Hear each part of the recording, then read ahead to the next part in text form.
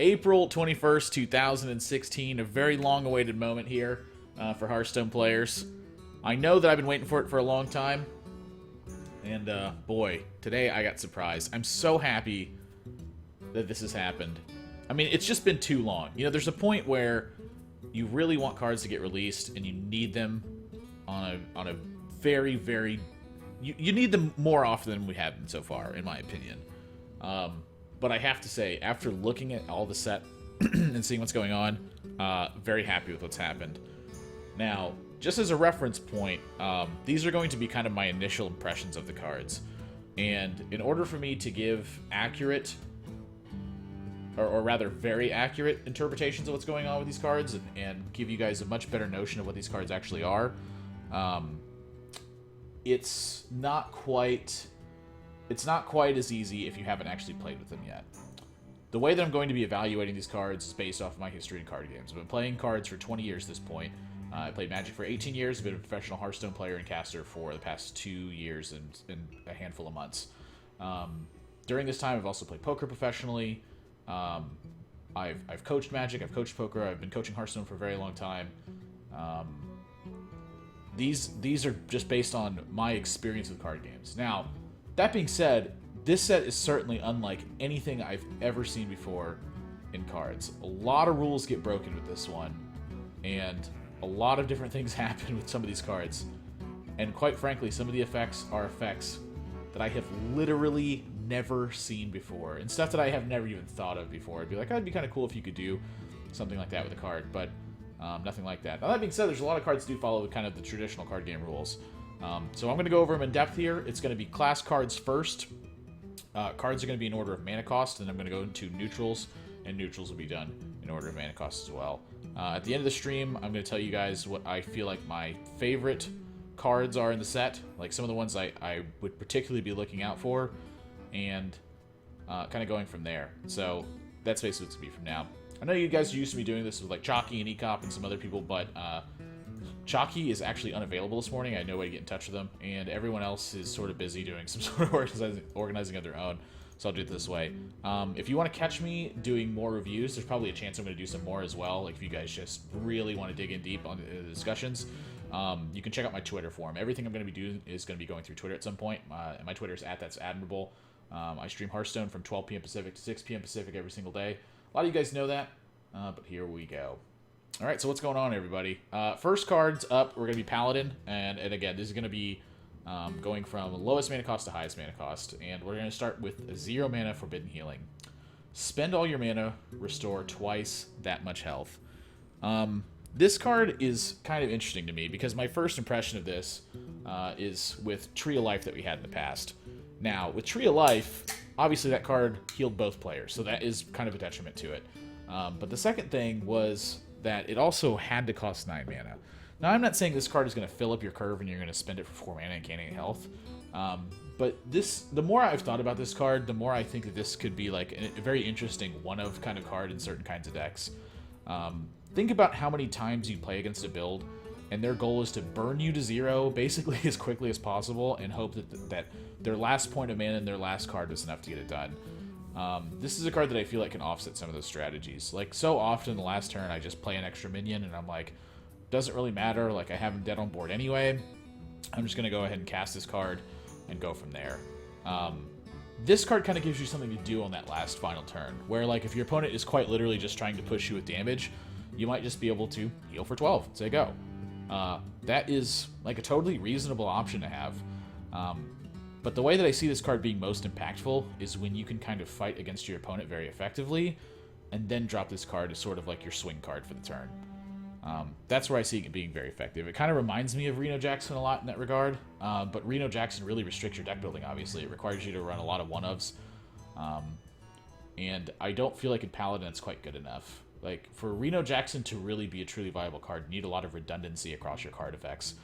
Even though you'll be playing a lot of one-ofs, you need all the one-ofs to kind of do the same thing, so that way you don't just have like your one AoE spell, and then they know you don't have one anymore, and they're free to extend into the board. This card kind of gives you a lot of options in that. And then also, in a lot of late-game situations where you're kind of going toe-to-toe with your opponent, you kind of just get chipped down. Like, very often versus Warrior, you're just going to get to 10 life. You know, they're going to hit you with some cards, You know, a couple weapons are going to hit your face, just minions here and there, and plus you're using your own weapons to clear their minions. This is a card where potentially against Warrior, like on turn 10, you could literally just gain 20. And that gaining 20 isn't necessarily going to outright win you the game or put you out of reach, but what it's going to do is it's going to help stabilize your board position so that you have more time to use the cards that you built up in your hand. And I'll kind of get to that later on, but I don't necessarily think that this card's good, but I don't think it's bad. It's like one of these cards, it's like, there are bad cards that have to be bad, so that there are bad cards that are actually kind of good. And I think this kind of fits into the category. It's like branching over into the category where it's like bad cards that are actually kind of good. So I'd keep an eye on this one. I don't think this is going to be a 2 of. I don't think this is like a huge game changer, but at times this card could be very impactful. Divine Strength, 1 mana, spell, give a minion +1/+2. Now, in Magic, when you give a minion +1/+2, it doesn't really do that much. Like, they just blow it up. Just let your cast a removal spell and it blow it up. In Hearthstone, you have a lot of direct combat that's going on. So, with giving a minion +1/+2, like say you play like Ardent Squire on turn 1, you give it +1/+2, you trade into the, say, their Knife Juggler that they coined out, and then you play another 1-drop. This card can really influence early combat. In a much different way than Blessing of Might does. Like, Blessing of Might affects combat and that's trading up. This card kind of affects combat and that's trading evenly. And it's only 1 mana. Now, granted, this card's pretty weak in some of your late game situations, but the early game tempo that you can potentially snag from this card is pretty significant. Not only that, but the tempo you do snag also increases the amount of power that you have on board with it. It's kind of a boring card. I agree with you, Annabella. But imagine the difference between this and Hand of Protection. Like, Hand of Protection is good when you have big minions going toe-to-toe, but it's really kind of poor when you have small minions going toe-to-toe. Divine Strength is kind of good when you have small minions going toe-to-toe, and that's a card that, to me, is very interesting. I'm going to try this out very early on. You guys know that I love playing aggro decks, and recently, I feel like trading has been a much better option for aggro than it has been in the past, and so this is kind of a card I'm looking forward to. Selfless Hero, 1 mana, 2/1. Death Rattle, give a random friendly minion Divine Shield. Wow. This card is like... This card's like kind of crazy, where I feel like if you threw this like in the current metagame, this card is like disgusting. But we're losing so much good stuff. Like, we're losing Haunted Creeper, we're losing Shielded Minibot, we're losing Muster for Battle. So Paladin is going to have to take a very different direction if it wants to seize early game tempo. And a card like this fits that very well. Like, this is honestly like Leper Gnome, or like old Leper Gnome good.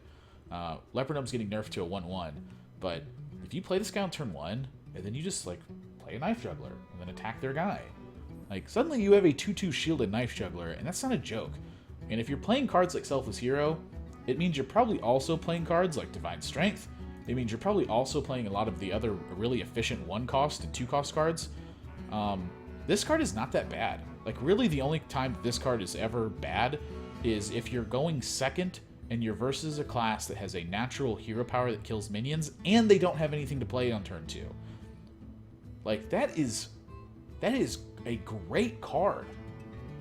That's so much tempo value. Like, there would be times when I'm playing against someone and I go turn 1 Leper Gnome and they hero power on turn 2, and I go, great, I get to get my 2-drop on board first. That's a big difference. This is the kind of card that again, it's kind of in the same vein as Divine Strength, where it's this card that's really impacting the early turns a lot if you have initiative. And going into like turn 4, turn 5, say you have a big minion you want to play. If you drop this guy on turn 4 or turn 5, coupled with another small minion, and your opponent's going to hero power it, that means they're using 50% to 40 to 50% of their turn 4 or 5 to be able to deal with this guy, so that way you don't be able to trade this in and then play your big guy and have it get Divine Shielded. Like, this is a very tricky card that causes a lot of unique interactions with your opponent that they haven't really had to think about before. So this is a card I expect to make quite an impact on some of the early game Paladin decks. Vilefin Inquisitor, 1 mana, 1/3, Battlecry. Your hero power becomes summon a 1/1 Murloc. Now, how much different is the Murloc than the regular hero power? Well, obviously it only really makes much of a difference if you're playing either Murlocs, or if later in the game you have nothing to do and you go hero power, play this guy, hero power. That's about the only 2 situations where this guy makes an impact. But 1 mana, 1/3s are pretty good. And they're especially good when you have things like Knife Juggler going down to 2/2, They're especially good when your opponent's 2/1s become, pretty much limited to, like, Abusive Sergeant afterwards. And I feel like this guy can make a pretty significant impact. And in addition to that, it also kind of gives you an encouragement to build into, like, the Paladin versions of Murloc, which I feel like is kind of becoming an identity of theirs alongside Shaman. And maybe even more so Paladin than Shaman at this point. I'm thinking with Murloc Knight, I'm thinking you can get a couple more summons off that one. Like, say you summon a Murloc War Leader, your hero power becomes a lot better that way.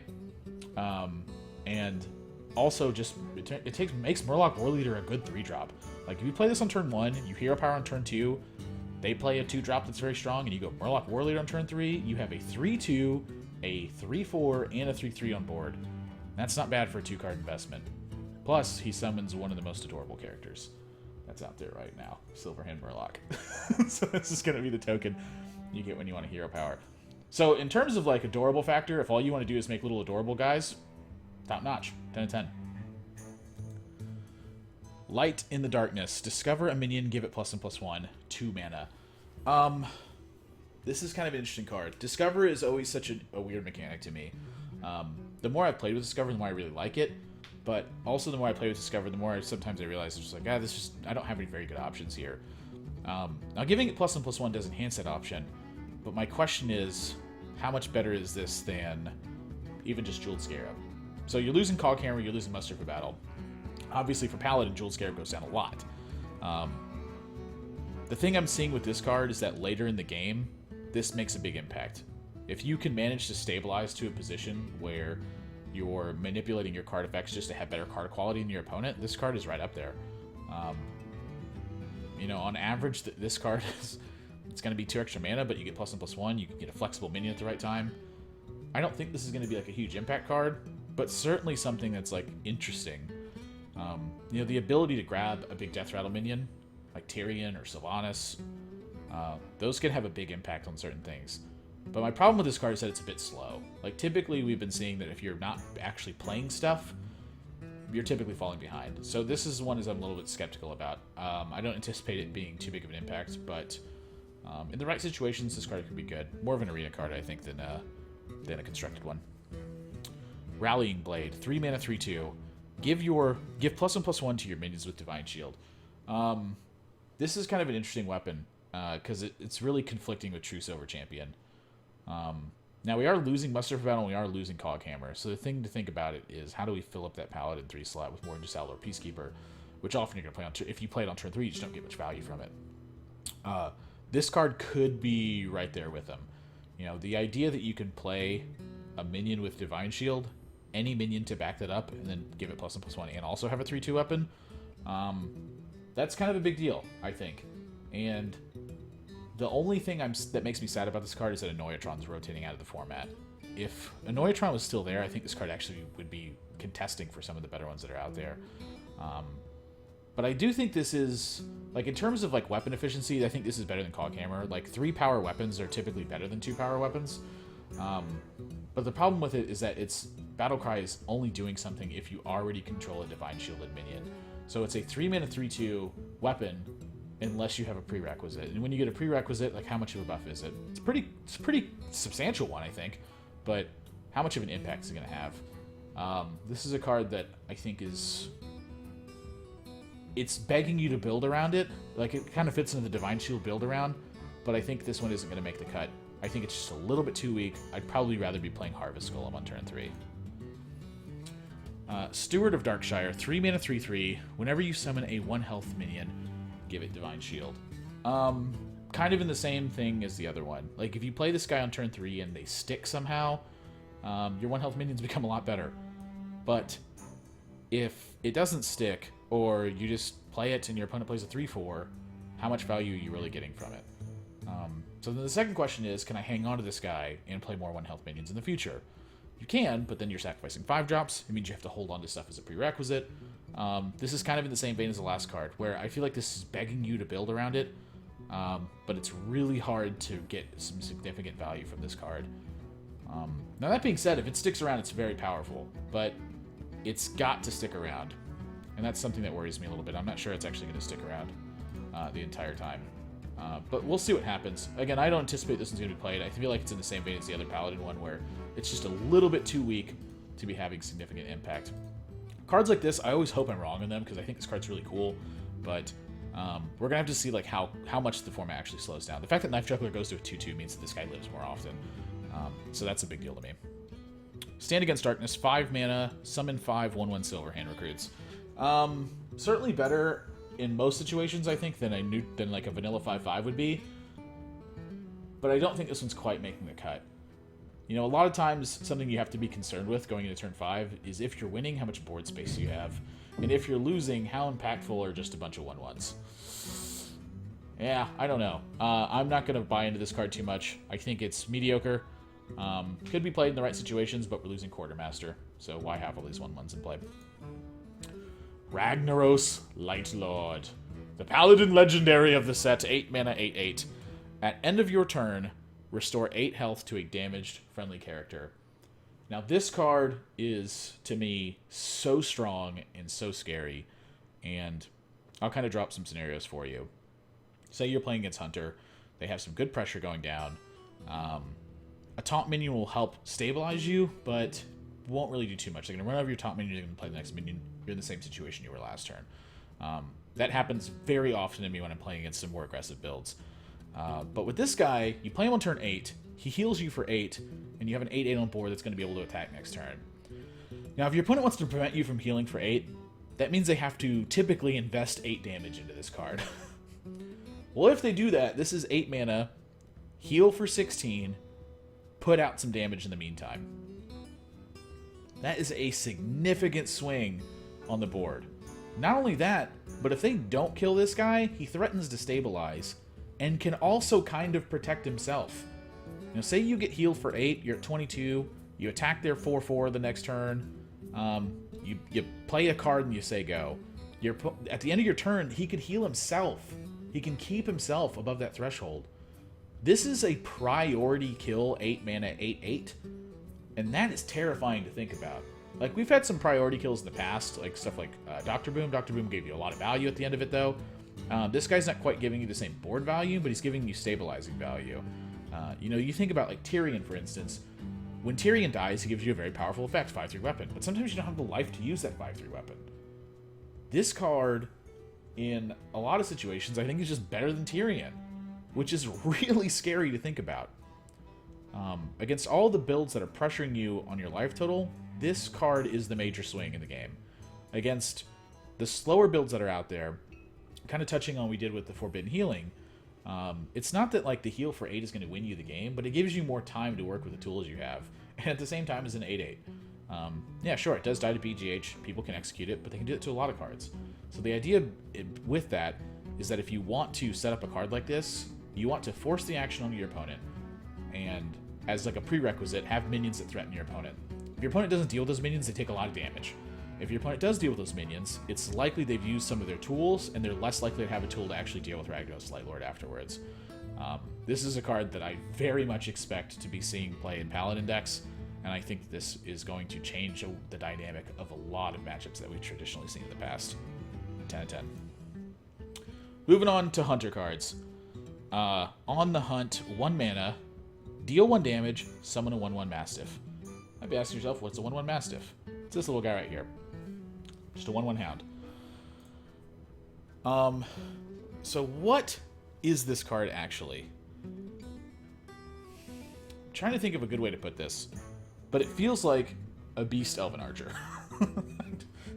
That's what it seems like to me. It can get some synergies with spell damage, which is pretty cool. You do get Beast afterwards. But do I really need Elven Archer that bad? I don't know, maybe I do. You know, this is one of those spots where I feel like having On the Hunt be played is going to matter about how much beasts actually matter. Which I don't know if this guy's mattering too much. I guess you could play 4 copies of Elven Archer now if you wanted to. Fiery Bat. Finally, World Champion gets a card. 1 mana, 2/1. Death Rattle, deal 1 damage to a random enemy. I think this card is weaker than Leper Gnome. That being said, there are some situations where this card is stronger than Leper Gnome. So that's obviously like the first comparison that kind of comes to mind. 1 mana 2/1, when it dies, you get something. That something is damage. But this guy also threatens to trade into 2/3s. He threatens to kill some 1 health Divine Shield minions. This guy threatens to generate a tempo drop by killing a 2 health guy and then also killing a 1 health guy. This card feels fantastic to me. Hunter obviously is taking the direction of the aggressive deck. Like, if there's a deck that you want to be kind of recklessly aggressive, it's probably Hunter at this point. Not only just the fact that their cards are so aimed in that direction, but also their hero power is aimed in that direction. And now we're getting cards that are aiming in that direction. Fiery Bat is a card that I expect to get played in most Hunter builds, but I'm not sure how much better this guy is than Web Spinner. I think he is better than Web Spinner, because that card is just so weak in the early game, but so very decent in the mid game. But I think this card's still pretty decent in the mid game. So I would expect this card to really get played in those builds and be kind of like the better 1-drop that you play in the face decks. Like right now, you kind of just use a Beast Sergeant, Leper Gnome, Worgen Infiltrator. Well, I'd much rather have this guy than Worgen Infiltrator, I think. And Leper Gnome's getting the nerf bat, so I think Fiery Bat's going to end up taking his place. Good card. Forlorn Stalker, 3 mana 4/2, Battle Cry. Give all Death Rattle minions in your hand +1/+1. Well, you remember all that stuff I talked about with prerequisite cards and now it's kind of difficult to set up? All of those did require you to have board position instead of having a position in your hand. So this one is kind of interesting. Where like you take a look at the Paladin, the Steward, where if it lived, you could play all your 1 health minions and they got Divine Shield. This one, if it dies or if it lives, you get something from it. 3 mana 4/2, not the greatest body. Would be kind of cool if it was a beast, but he's a Worgen instead. And your Death Rattle stuff is getting a little bit bigger. So there's a Death Rattle card in Hunter that I think is actually pretty good to talk about with this card. But I think this one is a little bit stronger than my initial impression thought. You know, +1/+1 to a minion is very different than people think it is. Like, imagine if Pilot Shredder was a 3/2 instead of a 4/3, or a 5/4 instead of a 4/3. Both of those situations are significant changes. And while this card isn't the best draw on like turn 6 or 7, he's a pretty solid drop on turn 3. Again, I think things are slowing down a lot with Haunted Creeper leaving, with Leper Gnome becoming a 2/1, and with basically all of the other power 3 drops out. This guy might have a spot if you can go Death Rattle enough. Now, contesting Eagle Hornbow and Animal Companion is going to be tough, but maybe that guy can do it. Carrion Grub, 3 mana 2/5 beast. I don't know, man. It's Carrion Grub. I'm just going to skip this card. Infest, 3 mana, Death Rattle, give all minions, or sorry, give all your Death Rattle give all your minions, give all your minions Death Rattle, add a random beast to your hand. No thank you. Like, what am I going to do with random beasts? Like, if I want to draw cards, I'll just draw cards with Cult Master and trade my guys. I'll draw actual cards to drawing random beasts. Garbage, don't play this card. Infested Wolf, 4 mana, 3/3, Death Rattle, summon 2/1/1 spiders. Now, granted, when we wanted to summon 2/1/1 spiders in the past, we just played Haunted Creeper, but that card's gone, and we don't have to worry about that garbage anymore. So we got to think about what we do with Infested Wolf instead. This guy being a 4/4 after you play Forlorn Stalker, I think could be kind of a big deal. But even at 3/3 that summon 2/1/1 spiders, this guy's pretty good. It's not Pilot Shredder good, but this card should give you an idea of how powerful Pilot Shredder was. It was absurd, and I don't want to see cards like that anymore. This guy is also a little bit different than Haunted Creeper in that the spiders he summons are actually beasts this time. So being able to set up Houndmaster turns or kill command turns gets a lot easier with this card, and that's a very important factor. The fact that they are beasts means that you will get a lot more Houndmaster value than you would have in the past. Not only that, but you also get a couple more 1-drops that we've seen this potentially show up your turn 5 if you want to play turn 5 Houndmaster. So all in all, I think that this card is kind of like, you kind of look at him and you're like, yeah, it's a little underwhelming. Like, your brain compares it to Pilot Shredder if you've been playing Hearthstone for the last year and a half. Like, Pilot Shredder is the first card that comes to mind. We're losing that card, so don't think about that anymore. Just look at this and wonder what you can do with Hunter with it. The fact that this is a beast is a very big difference than the traditional minion you see. Hunter Legendary, 5 mana 6/5, Princess Huron. Hoo-hoo! Battle Cry. Trigger a friendly minion's death rattle effect. I've seen people going nutso over this card. And before they go nutso, I want to go slow down.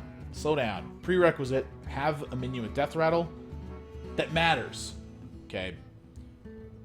It's pretty good. I'm not going to say that this card's terrible, but it's not nearly as good as you guys are thinking it's going to be.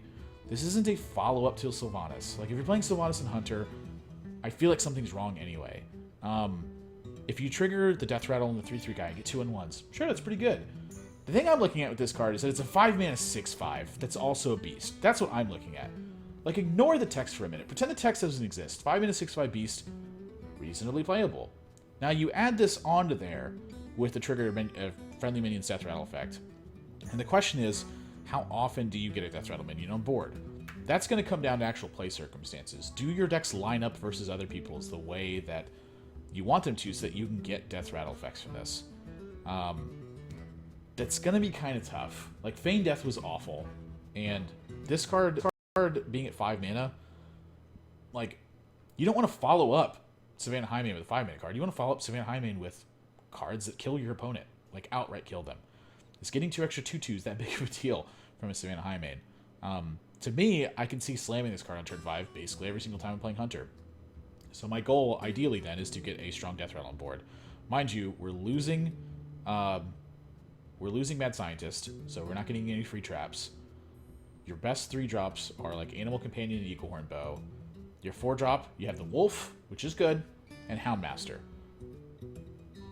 This guy fits, but it's not quite as good as everyone thinks it is. I think this card is going to come down to more what the metagame ends up landing on and how this matches up in your curve, rather than this card's sheer power by itself. You know, I see a lot of you guys saying stuff like works with Baron, Baron's rotating, Web Spinner's rotating, works with Brand Bronzebeard. You're trying to do way too much stuff. You have to do enough. Enough is all we want to do. But at 5 mana 6/5 beast, I think that's enough. So I'm gonna consider playing it and see where it ends up going. All in all, I think this is it's pretty borderline card though. It's good, but it's not like busted. Don't think that this card is gonna like change the game or like suddenly death rattle decks are good. Don't build death rattle decks. Build decks that make use of certain kinds of death rattle minions. That's a better way to figure out ways to build those decks. Control Hunter will never be a thing. Call of the Wild. Wow. This is one of the most powerful cards I think that's printed in the set right now. 8 mana, summon all 3 animal companions. So you get Misha, 4/4. You get Huffer, it's a 4/2. You get Leok, 2/4, buffs the other ones.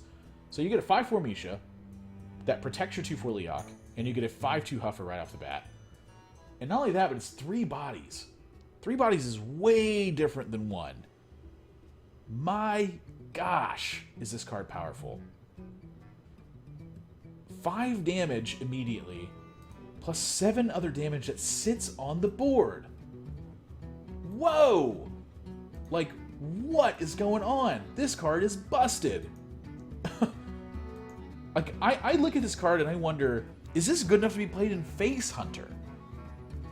The fact that it just stabilizes so much, it gives you extra time, puts pressure on the board, and gives you 5 damage.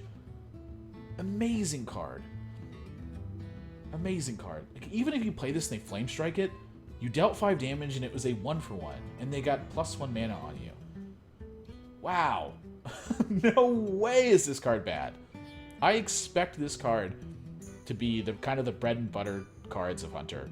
Everything you do is going to be building towards having a good Call of the Wild turn. That's the way I see the game going right now. And all the cards are kind of lined up to do that. Fiery Bat's going to contest the board early. 2-drop slot, looking a little bit weak right now, but Hunters will always find a way to show that, even if it's just 2 more 1-drops. Turn 3, Animal Companion, Eagle Horn Bow. Turn 4, I'm going to have to learn these guys' names.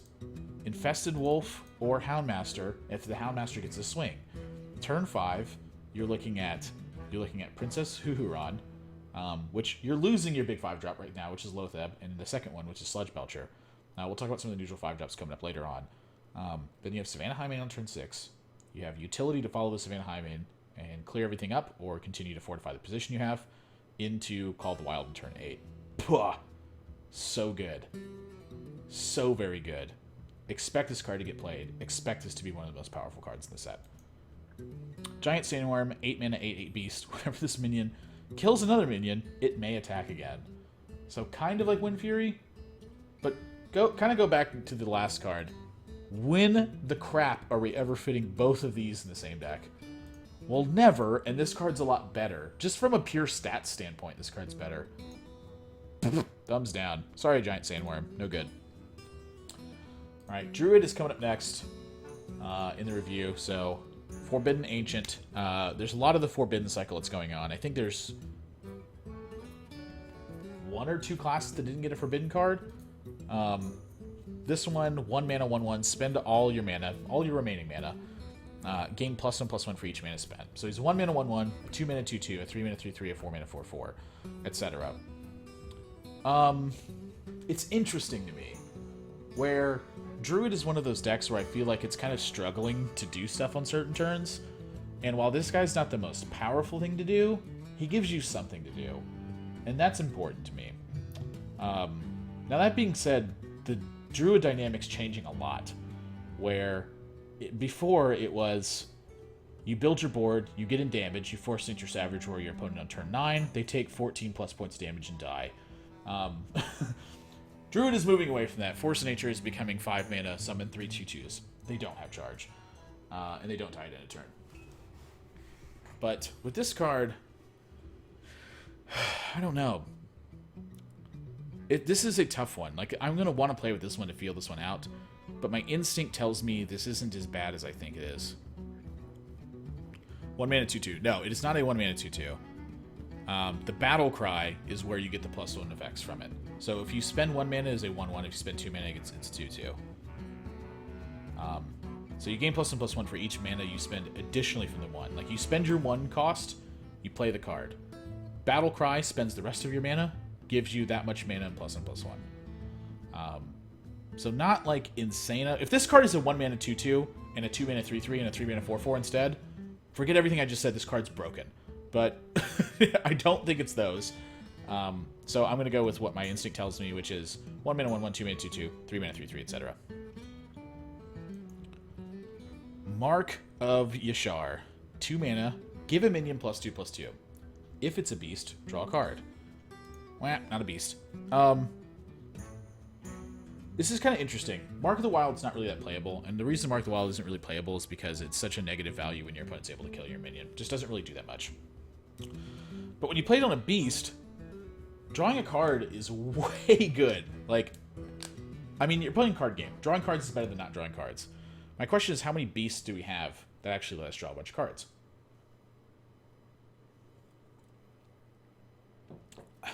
So the question here, then, is going to be beast quality.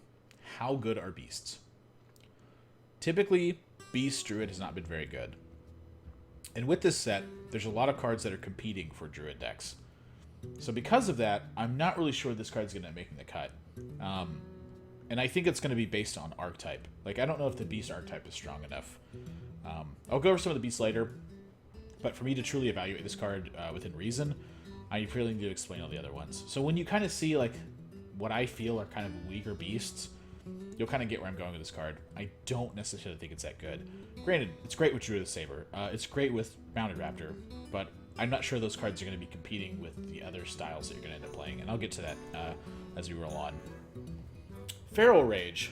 Choose one. Give your hero +4 attack this turn, or gain 8 armor. So the comparison I see is with Healing Touch. Healing Touch can heal minions, but I don't really think that that's that big a deal. Like, when I've played Healing Touch, it's usually just been bad. So this card's like better Healing Touch. But how much better is it? Like, you're able to answer their 3 drop by taking 4 damage, or 3 or 4 damage, or you're able to gain 8 armor in a pinch. So, how good is this card? It's definitely flexible, but how good is the flexibility on it? Like, 8 life or 4 attack, it's just not really that much. So this is kind of a card that I see, like, maybe could get played if your deck is just lacking utility that much. Which is something that I think a lot of the Druid cards are lacking now. I mean, Keeper of the Grove is moving down to a 2/2, which is a major difference from being 2/4. And Ancient Allure is going down to draw 1 card or restore 5 health. So I don't see that one really making the cut over Azure Drake. So with this card, I wonder if it potentially fits simply because you don't have the utility that you had before with all of your other cards. So this is when I look at it and I feel maybe could have a place. Now, a lot of people I see, like on Twitter, they're comparing this to like Ice Barrier. But the reason Ice Barrier is good is because you grab it with Mad Scientist. Not because Ice Barrier is a very good card on its own. It isn't. It's actually really bad. But this card gives you some flexibility on it. It is 4 damage in a pinch, and it is 8 armor in a pinch. Do I want to invest a card slot into that, though? That's really my question. I think this one's, like, less than mediocre, honestly. But that being said, there are times when you have to play bad cards like this, just because the effect that it provides you is something that your deck needs. It's like a necessity. So I can see this getting played, but it's not going to be, like, major impacting. Addled Grizzly, 3-mana 2/2. After you summon a minion, give it +1/+1. I'm not in the business of playing 3-mana 2/2s. I'm not really in the business of playing 2-mana 2/2s unless they have some sort of great effect. So the question I see with this one is, can you play this guy and then play multiple minions afterwards? If you're playing Aggro Druid, yes. If you get a great start and you can play this guy on turn 3 and they have to kill it with a card from their hand, that's pretty good. But that's a lot of stuff to be happening. Like, if you're winning at that point, almost any 3-mana card is going to be giving you a big boost. Like, I don't understand. Why isn't this a 3/3? It's a class card at that, too. Mire Keeper, 4-mana, 3/3. Choose one. Summon a 2/2 slime, or gain an empty mana crystal. This is a card I really like. And I think the 2/2 is better than the empty mana crystal most of the time. The times when you need an empty mana crystal, obviously this card's insane. But at the times you need just efficient cards, this is a 4-mana, 3/3, and 2/2. That's a good deal. And it's on one card at the same time, too. So this is kind of like a draw card mechanic, where the card you draw is a 2/2 on the board. Very interesting card that I expect to be competing at the 4-drop slot. Now that Keeper of the Grove's leaving, this is probably your best alternative to that, because of the addition of the ramp and also the ability to just get extra presence on the board if that's something you need. So I think this was a very welcome card for Druid, considering they just took such a hit with the latest announcement of the patch. And I don't really think that this guy's going anywhere either. Like, it's going to be really hard to print a 4-drop that competes with this super hard. Now, that being said, this is, like, way different than, like, Savage Combatant, for instance, where Savage Combatant puts a lot of pressure on your opponent. It's a very high priority kill. Your opponent's almost always going to kill that card. This is the kind of card where if your opponent kills it, you don't really care about it because you got some good value out of it. It's very different than Savage Combatant. So I think the difference between playing one or the other is going to depend on what kind of the direction that your build's taking, rather than whether or not Savage Combatant or Mire Keeper is a better card, because I think they're both very good and they're very good in different ways. This is the slime that it summons, by the way. It doesn't have taunt, just a 2/2 slime. Fenderel Staghelm. The Druid Legendary, 4-mana, 3/5. And kind of an interesting one. Your choose one cards have both effects combined. So what that means is, for instance, if you're playing Keeper of the Grove, you get 2 damage and you get silence. If you're playing Druid of the Claw, it becomes a 4/6 taunt with charge. If you play Ancient of Lore, you get to draw a card and you get 5 health. If you play Ancient of War, you get to uproot and root it at the same time. It becomes a 10/10 taunt. This is kind of an interesting one, in that a 4-mana 3/5 body is it's kind of like, I think that's the distinction of what like slightly below average is. Like, look at Elise, for instance. 4-mana 3/5, you get a major layer effect. The thing about it with Elise is that if the game goes long enough, you always get that effect. With this card, it needs to be in play. So the prerequisite to this is have enough on board that he doesn't die, and then the follow-up is have a choose one card in your hand. So the follow-up to it is really significant. Like, a 4/6 taunt with charge is insane. Like, that would just be like the dream, is to play this card and then play Druid of the Claw afterwards. But how good is that? Like, your 4-drop is competing so very heavily. Like, Savage Combatant is there. We have Mire Keeper at this point. That's a lot of 4s, and especially because we already know we're playing Wild Growth. We know that we're playing with Innervate. We know that Swipe's making it into the build. I don't know about this one. It's going to be kind of close. This is one of those ones where you need to play with it and feel how impactful it really is before you can just start saying how busted this card is. Because again, I think a lot of it comes down to the dynamic of which direction your deck ends up taking. Like if you take the Savage Combatant route, this guy's probably a lot worse. If you end up taking the Mire Keeper route, this guy's probably a little bit better. But if my turn 4 is between this and Mire Keeper, it's going to depend on the board state to see where I want to play him. So the question is just how often are we getting to a pretty reasonable board state? Yeah, also stuff like Nourish. I mean, obviously it's really good with Nourish, but Nourish is kind of a poor card on its own. And so it's hard to really make a big use of that. Yes, you can do Raven Idol, and you discover a minion and a spell. The thing I'm thinking about is how the curve actually works, because that's traditionally what's been super important in Hearthstone, is how you curve out. Not only that, but it's been super important to Druid, is how you curve out. So this is an interesting one in that it can present a lot of obstacles for your opponent at times, and also give you some like decent stuff. It just depends on the situation. I really want to play with this card to see what it feels like, because at the end of the day, if you build too much around choose one cards, you may be sacrificing too much elsewhere. So this card having to live is kind of a tough prerequisite, but I think this is a good card. Like, I don't think that they're just going to make it a 3-5 and nerf all the Druid cards and be like, well, good luck, Druids. Hope you guys can compete. I think this card's decent. It's definitely one I intend to try. Cloxy Amber Weaver, 4 mana, 4/5. Oh, you also have this guy competing with 4-drop slot. 4 mana, 4/5. Battle Cry. If your Cthulhu has at least 10 attack, gain +5 health. I don't actually know if this one's making the cut or not. I think this one's really good. But again, if you look at the 4-drop slot, if you're playing the Cthulhu builds, you have the 4 mana, 4/2 Divine Shield guy, which is a neutral minion that we'll get to later on. That gives your Cthulhu +2/+2. And then you also have options for Mire Keeper, and you also have options for Savage Combatant, and you also have options for this guy. So this, if you're in the Cthulhu builds, this is going to be how impactful is this card actually. So this is going to be a matter of toying around with it, trimming down the builds, and figuring out where your extra slots are needed. So if you need extra 4-drops, that guy's probably certainly making it into the Cthulhu builds. But if you don't need the extra 4-drop slots, this guy's probably not making it in. That being said, if you can get your Cthulhu to a 10/10, and then have this guy, it's pretty sick. I'll talk about this guy later on, but there's a 3 mana 2/1 that gives your Cthulhu +2/+2, and that's a pretty significant one because there's also 2 mana 1. So if you play the 2/3 that gives your Cthulhu +2/+2, then you play the 2/1 that gives your Cthulhu +2/+2, you're suddenly looking at a 4 mana 4/10 on turn 4, which is, I mean, that's like terrifying to think about. So Druid, I think, is kind of becoming the prime class where Cthulhu ends up becoming viable, and cards like this kind of contribute to my thought process on that. But there's also more of them to come, so we'll get to those. Like this guy, for instance, Dark Arakoa, 6 mana 5/7 taunt, Battle Cry, give your Cthulhu +3/+3 wherever it is. Wow, I mean, just on stats alone, this card's good. But then when you add the Cthulhu thing in there, you have a build plan in mind, where your plan is to scale up the curve, give your Cthulhu lots of plus effects, and then drop the Cthulhu and have that be your game ender. That's a ton of damage that's providing if you get to that scenario. And this is part of the reason I think Druid is kind of primed for this.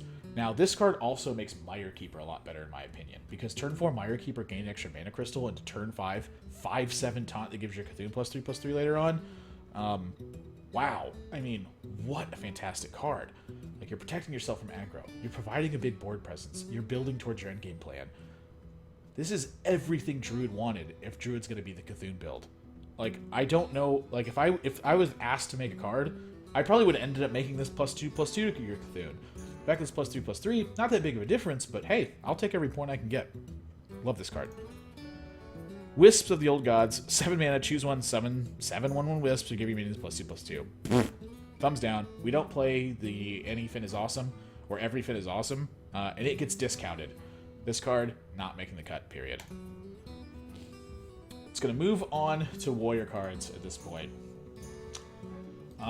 This one is one that looks really interesting to me. Blood to Ichor. 1 mana, deal 1 damage to a minion. If it survives, summon a 2/2 slime. Kind of interesting.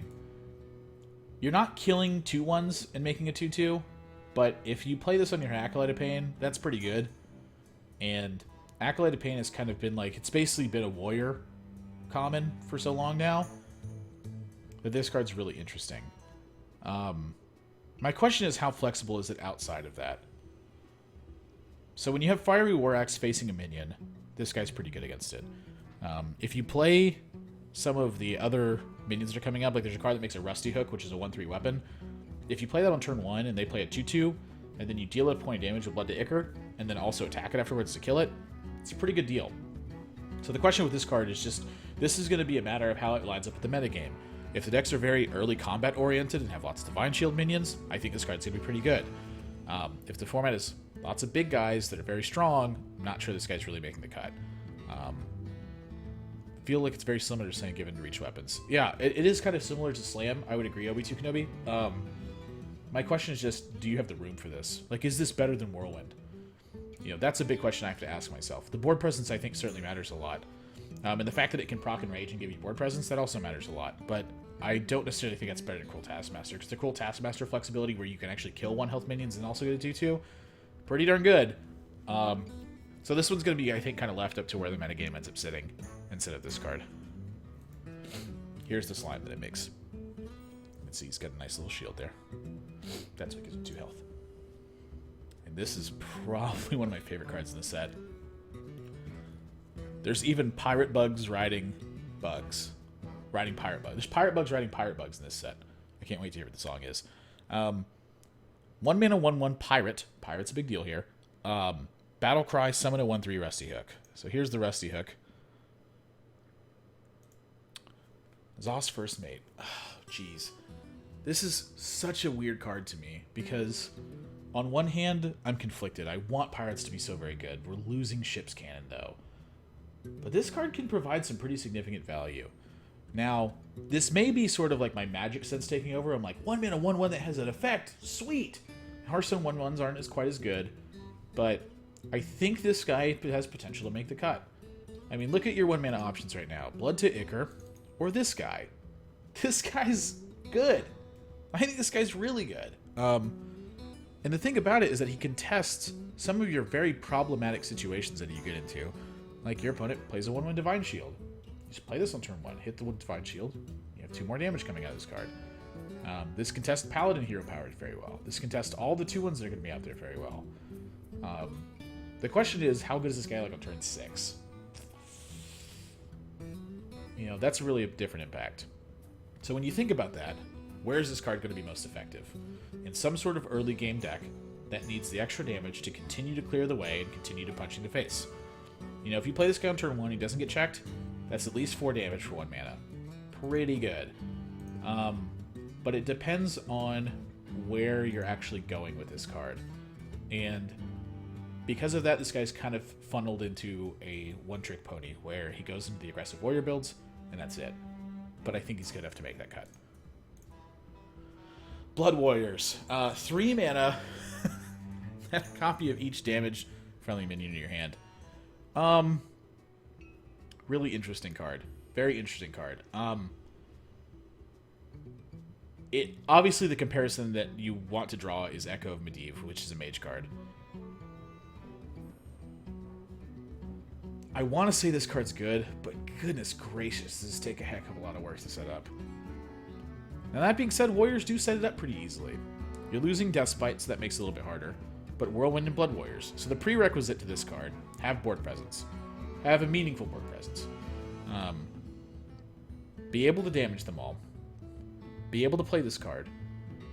Have those cards make a difference. Whew, that's a lot of stuff. But this is kind of one of those cards. Remember I said earlier? You gotta have bad cards that are bad so you can have bad cards that are good. I think this card is kind of leaning towards the bad cards that are good situation. Where if you manage to set this up, it's going to be very difficult to lose.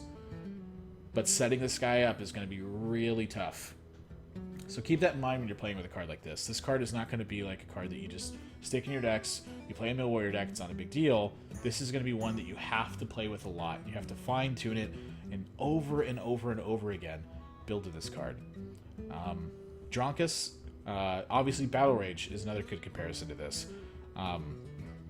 Drawing cards versus creating cards. That's the difference. How much does creating cards matter than drawing cards? And creating cards is very unique because it extends you beyond 30, doesn't set you behind a fatigue. Like versus Priest, for instance, you probably want Blood Warriors more than you want Battle Rage. But I think this card has potential to make the cut. It's terrible early, but it has some massive endgame potential. And if there's one thing I know Warriors are good at getting to, it's that endgame. Bloodsail Cultist. 3 mana, 3/4. Battle Cry. If you control a pirate, give your weapon +1/+1. And this is kind of the stuff I'm talking about.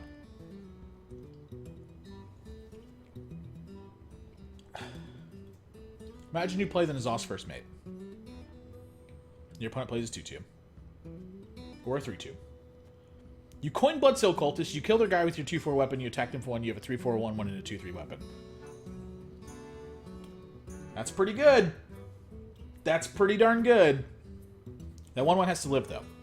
So now we have to think about all the other pirates we have. There's the 2/3 that gets +1 power for each power your weapon has. So if you play N'Zoth's First Mate, they kill N'Zoth's First Mate. You play Bloodsail Corsair. Bloodsail Raider. Becomes a 3/3. You play this. This is a 3/4. You have a 3/3 and a 2/2 weapon afterwards. That seems pretty strong to me. I feel like Warriors' identity is becoming weapons, which it should be. That's what Warriors do. They have big weapons that they hit people with. And then what supplements that? Well, in the Hearthstone flavor, you have minions that supplement that. Well, what are the minions? They're pirates. You can put together some really disgusting pirate turns early on.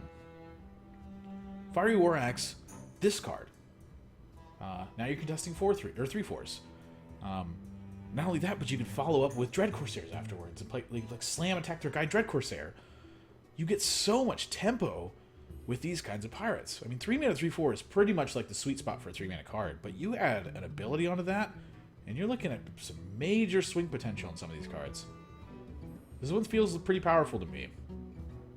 Plus, they're really ready for old gods. I mean, look at that cosplay. Ravaging Ghoul. 3 mana 3/3, Battle Cry, deal 1 damage to all other minions. Really big fan of this card. Now, my brain could be over speaking for me, because when I think about this, I think about stuff like Haunted Creeper, but being able to take that out very effectively. I'm thinking of Leper Gnomes that are going to die to this effect. Leper Gnome is basically dead on its own now, though. The Blizzard killed it. This is a card that's really got a good perspective on it. It's not quite a patron activator. 3 mana is very heavy for a patron activator. It follows up the following turn to patron very well. But this card is going to be more just like, it basically just deals 1 damage to their stuff. that's good. If your opponent has leftover stuff in play, it's good with N'Zoth's First Mate, I even think. You know, you use up the body, you start using the Rusty Hook. You play this guy, just deal 1 damage to everything. My problem is that how does this card match up in the format, and how is it competing with all the other minions? So the effect of this one is really what you're looking for. The fact that it's a 3/3 body, I think, can make a significant difference, but you also have to think about the counter implications of it. Like if your opponent's got an Acolyte in play, this guy's not looking very good. If your opponent's got Imp King Boss in play, you might give them extra 1/1 and they could just kill your guy at that point. So this is a card where I think it's okay. I don't think it's busted. I don't think it's like automatically playable in every Warrior deck, but certainly more options, and options are a good thing. Ideally, you want to have more creative ways to handle things in the format, and I feel like this is definitely one of them. Bloodhoof Brave. 4 mana, 2/6, taunt, enrage, +3 attack. Initially, I wasn't sure what to think of this guy. 4 mana, 2/6 is a little bit weak. Does have taunt, which is good. And the enrage +3 attack. So, if you can manage to get this guy damaged, for 1, he's a 4 mana, 5/5 taunt, which seems pretty good. But if your opponent's got 2 3/3s in play, one of them lives and one of them dies to trade with this card. Not bad, but not quite good. I don't know. I don't think this is making the cut in Warrior decks. Like, if your 4-drop is just so weak that you have to have this card on defense, that could be okay. But Core Crown Elite exists, and Core Crown Elite is really good. That's probably going to become your new Warrior 4-drop. Bloodhoof Brave is certainly okay, but I don't think it's the greatest. Yeah, Cabal Shadow Priest, sir. When you're playing against Priest, you probably have a different game plan than playing 2/6 taunts. But Cabal Shadow Priest is going to be good against your deck no matter what. Like, whether they take an Acolyte, whether they take an Armor Smith, whether they take this guy, if you're playing with him. This is a card where I feel like the cost effectiveness just isn't quite there yet. Sen'jin's probably better. Tentacles for arms. 5 mana, 2/2 weapon, Death Rattle, return this to your hand. I've seen this card get a lot of flack, but I don't think it's terrible. The thing about this card, it is bad, but the thing about this card is that in the right situation, this card gets a pretty great amount of long-term value.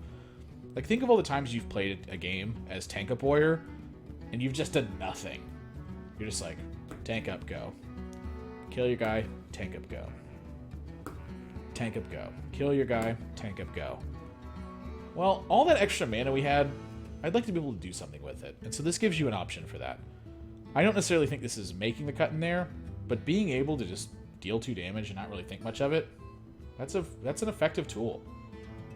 Not only that, but think about like playing the Paladin matchup, where they just make a 1/1 every turn, and eventually it becomes overwhelming. You know, think about the long-term Control Shaman matchups where your opponent just makes a totem every single turn, and eventually they build up 4 totems, and you die because your opponent has 4 totems and plan to use the Flame Tongue Totem and trade really well. They have Bloodlust, and they can blow you out of the game. Being able to play this, just whack totems over and over again, sure, it's a big investment, but if you're floating lots of mana, it's a totally fine card. This card is going to be a matter of how the games actually pan out, rather than whether or not this is actually a good card. If you're floating lots of mana, this gives you an option to not float as much mana, and that's important.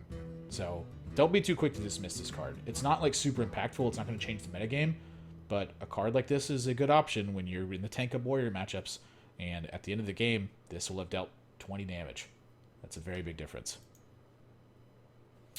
Plus you can get it from this guy. Malkorok! 7 mana, 6/5. Battle Cry. Equip a random Cursed Blade. Equip a random weapon.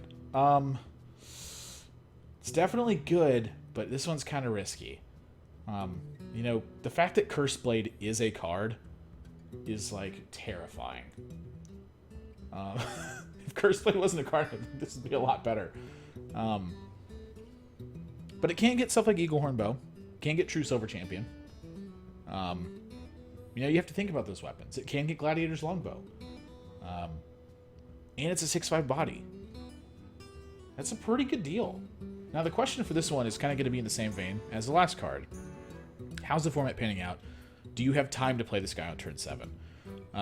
For this card, it's going to be a lot about your ability to stabilize, and then what you need is your 7-drop. But again, now we have another wonderful option for it. And I think this is kind of the direction I want to see the game continue to take, where you don't have like overbearingly powerful cards unless you're Shaman, and you have options for everything. Options are good. Now, the downside of this card is that random effect. When you get Light's Justice, you're not going to be very happy about this card. When you get Cursed Blade, you probably just lost. If you get Doomhammer, you're going to go, woo! And you're going to fist pump, and the guy on the other side is going to be playing on his phone. He's going to be like, God damn it, I hate this game. Hearthstone, I hate you. This game's all random. But the idea with this card is that in the right build, he makes an impact. So that's the idea with it. I can see Malkorok getting played, but I can also see this card just backfiring in the wrong situation and you hating your life because of it. Like in a tournament situation, I don't know if Malkorok's going to be what I go for. I'd hate to lose the tournament that way.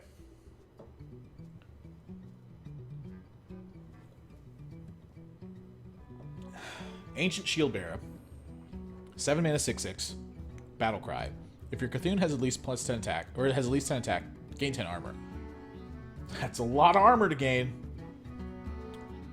But have we seen a warrior card that gives Cthulhu plus anything plus anything?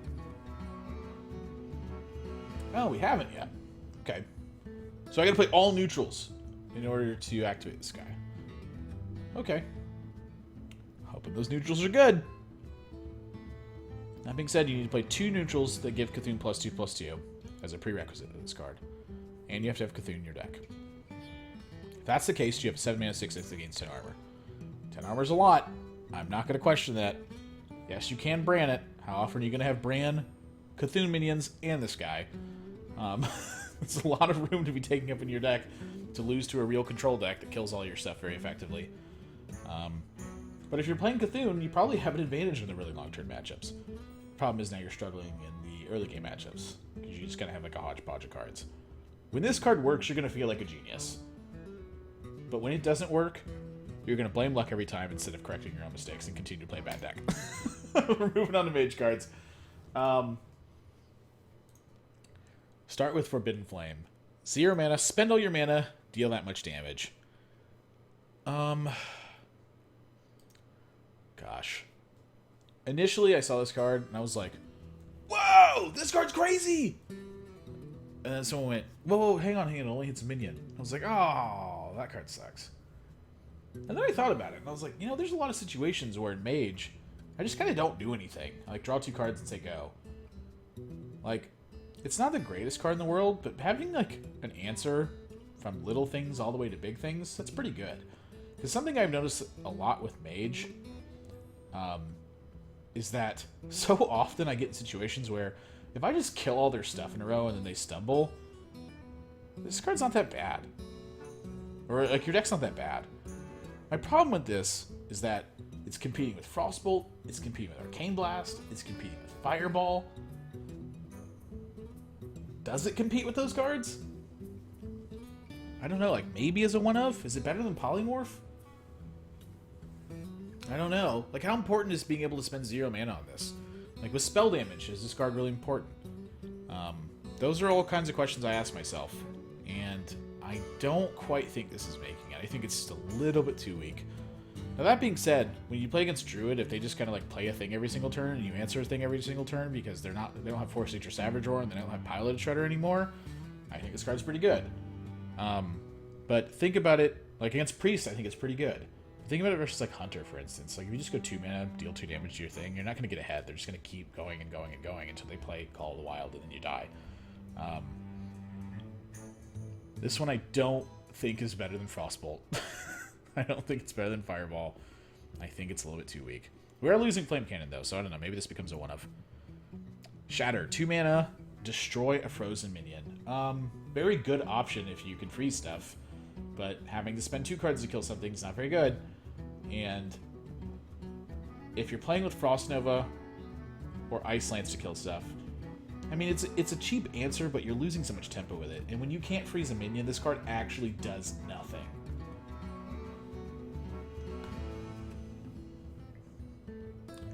Now that being said, it destroys anything if it's frozen.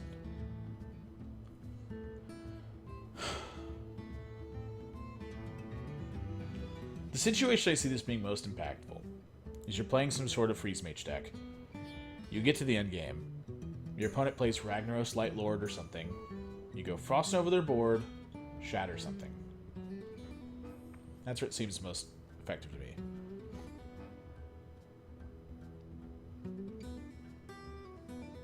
Shatterface. Well, it says minion, so good one there. Yeah, Water Elemental. If you hit something with a Water Elemental, you still hit 3 damage and froze it. Like, and you have a 3/6 in play. Water Elemental is big, and Water Elementals are going to become better. How often do you need to run Water Elemental into something and then shatter it? Like, isn't Ice Lance just better? If something doesn't die to 7 damage worth of stuff, and your way to activate this card is with Water Elemental, something's wrong. Something's really wrong. You've gotten into really bad shape. This is a coupled with Frost Nova card is what I see. Or in a pinch with Ice Lance. This, to me, is like a Freeze Mage style of card where you have another option to play something big. Like, instead of playing Polymorph, you can play Shatter. Most of the Freeze Mage decks can't play Polymorph simply because it's too expensive. But being able to Frost Nova something and then kill their big guy, and then leave all their little guys there, that's not too bad. I definitely can see that getting played. It's like a one-of. That's where I think this card's at. Not necessarily going to be a big impact, but an option. And again, I've stressed it multiple times so far. Options are the key one here. I want more options. Cult Sorcerer. 2 mana 3/2, spell damage +1. After you cast a spell, give your Cthulhu +1/+1. Pretty cool card. 2 mana 3/2, gives spell damage. The Cthulhu thing I think is pretty irrelevant. To me, Mage decks are not the decks that want to be using Cthulhu. You have access to so much damage you can put together. Why would you try to invest it in Cthulhu in this? I see this card being relevant because it has spell damage, not because of the other part. Maybe it's just me. Also, after you cast a spell, like, we're talking Sorcerer's Apprentice is competing with this card. If you're doing spell casting, you have Flamewaker in there, and if you have Flamewaker, it means you have to have a completely different dynamic of how your deck is built. You're not going to be able to play all the Cthulhu minions. I don't think this card's making the cut. Twilight Flamecaller, 3 mana 2/2 Battlecry, deal 1 damage to all enemy minions. Oh, also, if you want spell damage, this card competes with Blood Mage Down. Let's keep that in mind for a second. 3 mana 2/2, deal 1 damage to all enemy minions. Well, now at least we have a reason to play an Arcane Explosion effect, is Twilight Flamecaller. Certainly better than Arcane Explosion. You can't discover it all of Arcane Explosion, but this makes Jeweled Scarab look a little bit better. I really always want to play Jeweled Scarab in Mage, just because of the flexibility of stuff. But how important is this 1 damage? Again, like, we have a hero power that's dealing 1 damage to stuff. Haunted Creeper is leaving. We're not going to have to worry about Haunted Creeper anymore. I don't know if this guy's really that impactful. Also, Muster for Battle's going away. Like, if your opponent played Muster for Battle and you did this, that's a great turn. There's no more Muster for Battle. Think about that for a second.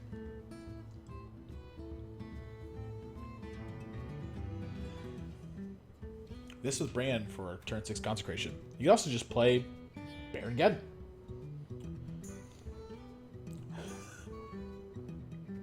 I don't know about this, man. I think this is too weak. It's interesting, but I think it's too weak. Demented Frostcaller, 4 mana 2/4. After you cast a spell, freeze a random enemy. This is a card that I actually kind of like. And the reason I like it is because if you get into an endgame scenario with someone, and they have 1 big minion left, you can potentially shut out that minion for a couple turns. Now, that being said, this guy's only a 2/4, so he's not quite giving you the value you want. But it's very different than Water Elemental. Like, where this guy, you want to use all the spells in your hand to buy as much time as you want. With Water Elemental, you're adding a lot of pressure to the board, and at the same time delaying their ability to fight against you. It'd be really cool if you could, like, cast Shatter and then have this freeze it and it dies, but you can't do that. So I could see, like, this guy being used with Shatter, I guess, but I don't know. This one seems a little bit too tough to use. 4 mana 2/4 is a little bit too weak, I think. Like, No Mission Venture draws a card. This guy kind of doesn't do anything unless you're drawing cards already. So, probably a little bit too weak. Servant of Yogg-Saron. 5 mana 5/4, Battlecry, cast a spell that costs 5 or less. Jeez, I mean, where do I even start with this card? I hate this card. And I hate it because if someone decides to play this and they beat me with it, I'm like, man, I really wish you just would have Shadow Stepped your own guy. Or Arcane Shot your own face. Or just whatever it was. Like, they have more if you don't have anything on board, this has more likelihood for, on a damage effect or on a removal effect, to impact your own guys more than it does to impact your opponent. Wow, I hate this card. I hope this card doesn't get played. I really hope it is bad. And I hope nothing ever comes to this card. I don't like it. This design is awful. Why is it casting a random spell? I get it's because Yogg-Saron casts a lot of random spells, but this doesn't feel fun. It doesn't feel good. It feels like this weird niche where, like, people want to play random stuff and have wacky stuff happening. Everything else in the set has felt so good, and it's been so flavorful and done so much good stuff. But this card just, like, why? I don't know. I don't like it. Other than that, set's wonderful. It's been fantastic so far. We're going to have a whammy occasionally. Thumbs down. Hope that card gets changed. Hope it just becomes a 10 mana 0/0, does nothing. That's what I hope it becomes. Which it basically is anyway. 5 mana Kabbalist's Tomb. Add 3 random mage spells to your hand. This one's really interesting. Creating cards, again, as opposed to drawing cards, is a really unique effect, where going beyond the 30 cards you have in your deck is very powerful because it doesn't set you into fatigue. And then also access of mage cards that you actually don't have in your deck is kind of flexible. This is a card that I can totally see, like, making an impact in some weird, like, grinder mage style decks where you're kind of just blowing up everything your opponent plays without having this card. Like, this is a card where I can see Shatter becoming useful from Kabbalist's Tome, which is actually really important.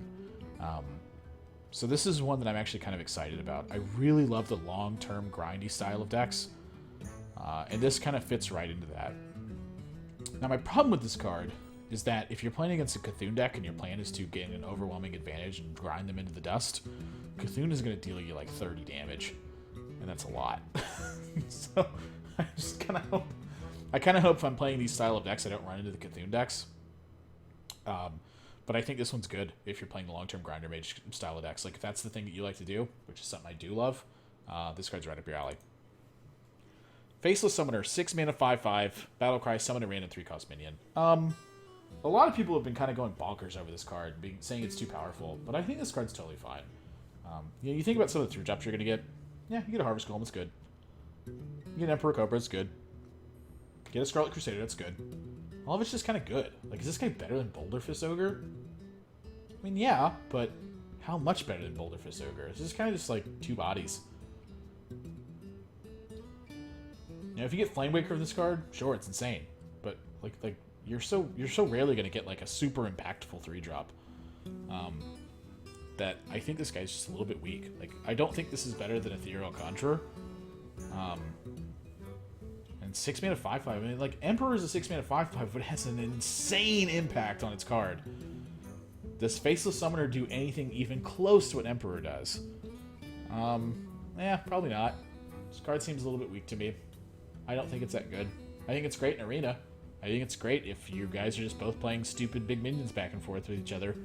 But I think for the most part, this card's going to be very, very weak in a lot of board positions. It's not going to be quite as good as people think it is. That's my opinion. Anomalous. 8 mana, 8/6. Death Rattle, deal 8 damage to all minions. Alright, I guess. 8 mana go.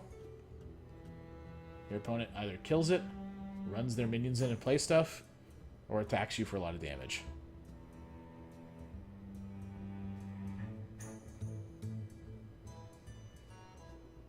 Flame Leviathan. This card. Age has gotten some pretty weak legendaries. Ronin's pretty cool, but Ronin's a little bit weak. Why?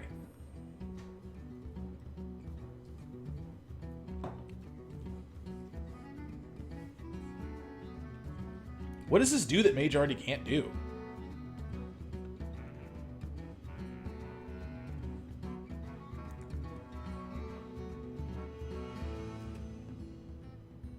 I mean, I guess it's good, like... No, it's not even good there. I guess it's hard to BGH. Taunt it up, maybe? It's 10 mana.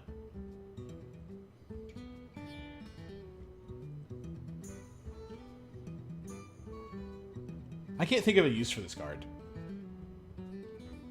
Oh! I have a perfect use for it. Help craft the next card. Forbidden Shaping. Spend all your mana. Summon a random minion that costs that much. So I really can't wait to get Anomalous from this card.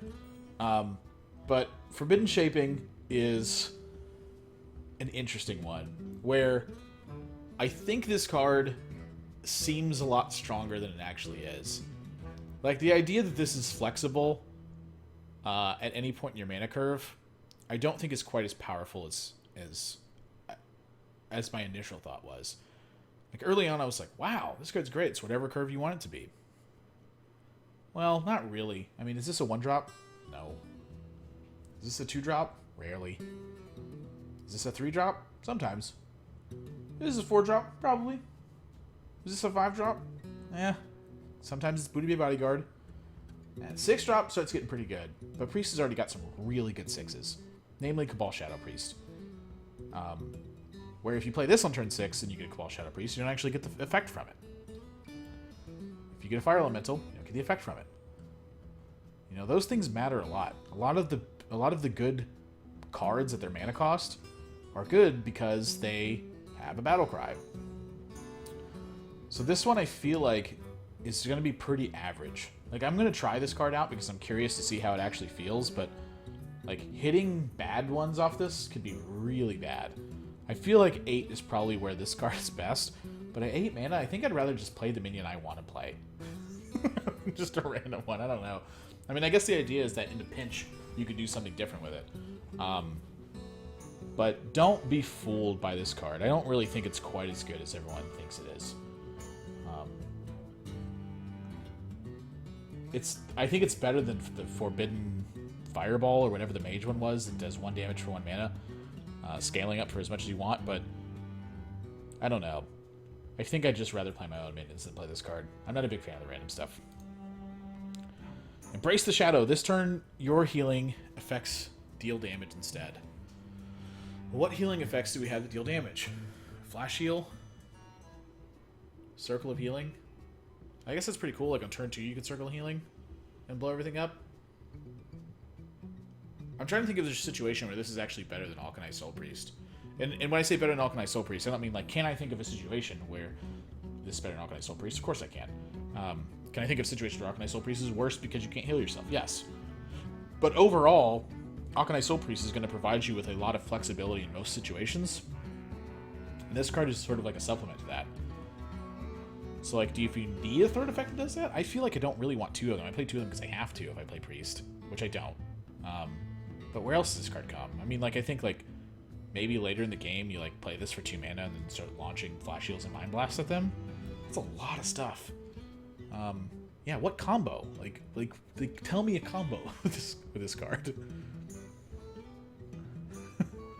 Like, if you embrace and double flash them, you've used 3 cards to deal 10 damage. That's 3 Dark Bombs to your opponent's face that you just cast. I don't know, man. That seems a little bit weak to me. I mean, maybe I'm wrong, but... is this card really better than Alkanai? Ever? Like, can you build this... I challenge you all to build a deck where this card's better than Alkanai. I'd like to see it.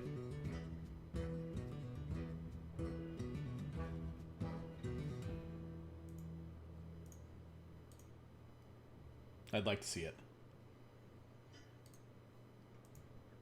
Hero power 4 mana, 2 damage. Whoa!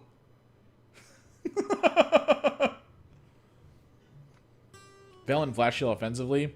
10 mana, 3 cards, 10 damage. Solid.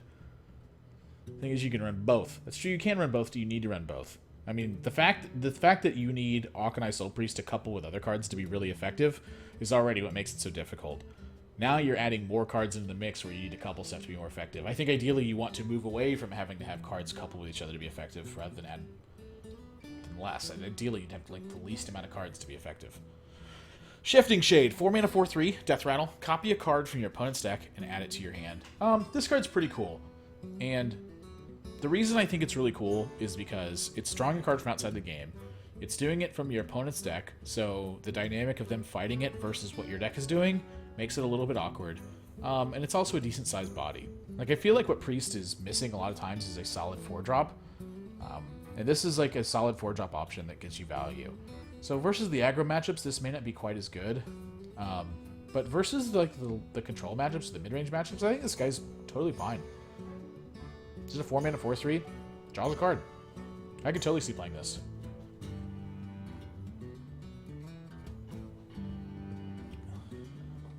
Some of these ones, it's like kind of really hard to figure out like how good this one is without actually playing with it. Because at the end of the day, this just may not compete with 4-drops very well. That's a possibility. You know, the Infested Wolf was in there. Is that what it's called? The 3 mana or the 4 mana 3/3 that makes 2 1/1s. You know, there's gonna be a lot more Yetis that are out there, or Yeti style of cards anyway. But it does something, and that's really important. Shifting Shade is the only Priest Death Rattle, so Curator. That's a good point. We are losing Dark Cultists, and we're getting this, so you'll see that a lot of Curator. It's a very good point. Yeah, that's really impactful. I can see this card making a big difference. Hopefully not only from Museum Curator, though. I hate when cards get printed so that we can discover them. Hooded Acolyte, 4 mana, 3/6. Oh, yeah, this is a good one to compete with it. 4 mana, 3/6. Whenever a character is healed, give your Cthulhu +1/+1 wherever it is. 4 mana, 3/6 is pretty good stats. I mean, Water Elemental does that. Now, granted, this guy doesn't freeze stuff, but this builds towards your Cthulhu. And typically, Priest does a really good job of like keeping their 3/6s around. So this is one I could see being a reasonable impact. I don't know if Priest is going to be the best Cthulhu class, but you certainly have a good option for it with this guy. I mean, coupling this with like Wild Pyromancer Circle of Healing, that's a lot of +1/+1s to your Cthulhu. Like I think with Priest is going to be in this weird situation, I feel like, where when it gets Cthulhu's like too big. You're like, you didn't need it to be as big as it was when you played it. So I think the tricky part about this one is going to be, if you play Cthulhu Priest, finding the right balance of Cthulhu dedicated minions and the rest of the cards in your deck. You don't need all of them, you just need enough. That's all you need is enough. And that's something I see time and time again in deck building, is that people's decks try to do too much stuff. If you do too much stuff, you're not going to be able to win against someone who's very efficient. If you don't do enough, same thing. You have to find that sweet spot, and that's where the metagame and the powerful decks are derived from, is the lists that do just enough, and they do it very well. Those are the lists that thrive. So when playing the Cthulhu deck, go ahead and put all of them in at the beginning, feel out the games a little bit, kind of trim down from there. But I expect this one, if you play Cthulhu Priest, to be a big impact. Shadow Word Horror. Destroy all minions with 2 attack or less. Let's see.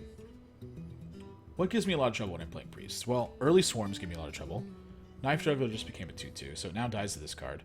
Deathlord's out of the format. Imp King Boss. That was kind of interesting.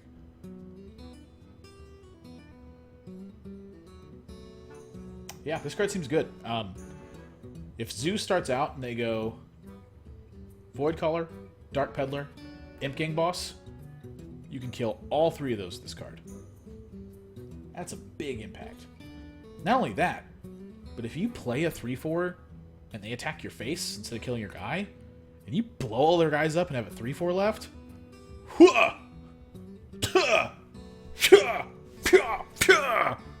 that's game ending, man. This card's got some chance to pull off some great kung fu moves in the right situation. And that's what excites me about this card. You know, normally you look at a card like this, and you're like, so what? It blows up all 2 health minions. It doesn't deal with all the big ones. Well, that's kind of the idea, is that you probably, if you're playing with this card, you have a deck that's built to handle the big ones really well. And you have this one to handle all the small ones. So you don't have to invest your resources into playing the big cards. And you just get to do this instead. I think this card's totally fine. I think I expect this to get played, actually. I think this is better than Shadow Madness. I think it's a lot better than Shadow Madness. In most situations. Now, obviously Shadow Madness can take Sludge Belcher and run into their guy. But Sludge Belcher's gone. Is it better than Excavated Evil, though? That's going to depend on how the deck building ends up lining up. You know, like, I look at this card, and I think there are situations where if you land a minion on board, and your opponent extends into it and attacks your face, which is something that Priest traditionally has been very weak to, is your opponent just hitting you in the face over and over again and you not being able to recover. This card swings that board position. Suddenly, you're left with 1 card and you blow up 2 of the 3 of theirs. Like, that's totally fine. What 2-attack minions does Priest play? Well, you will play some of your own 2-attack minions. Like, it blows up your own Northshire Cleric. Sure, it blows up your own Museum Curator. But I think the ideal situation is if you play Museum Curator and play Northshire Cleric and you need both those minions on board, you probably don't play this card and blow them up. Like, sure, Twisting Nether sucks if you have 6 minions on board and your opponent has 0. Sure, Hellfire sucks if you have only 3 3s and your opponent doesn't have anything on board. Don't cast it then. Set up a situation where you can use it. We're losing Haunted Creeper, we're losing the Rubian Egg.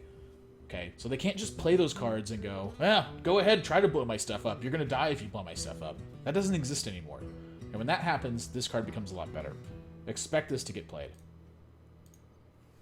Power Word Tentacles. Behave. Give a minion +2/+6. What? Like, every time I see a card like this, I just go, why? I don't understand. But Priest is one of those weird classes where, like, if you Velen's chosen something, suddenly it feels like it's really good. I wonder if this card's the same way. Like, if you just play a 4-drop and then play this on it. Like, say you play the 4-mana 3/6. Your opponent plays Chillwind Yeti. You Power Word Tentacles, you run it over. You have a 5/11 that takes... I'm sorry, you have a 5/12 that takes 4 damage, so now you're left with a 5/8 on board. Yeah. I can kind of see this getting played.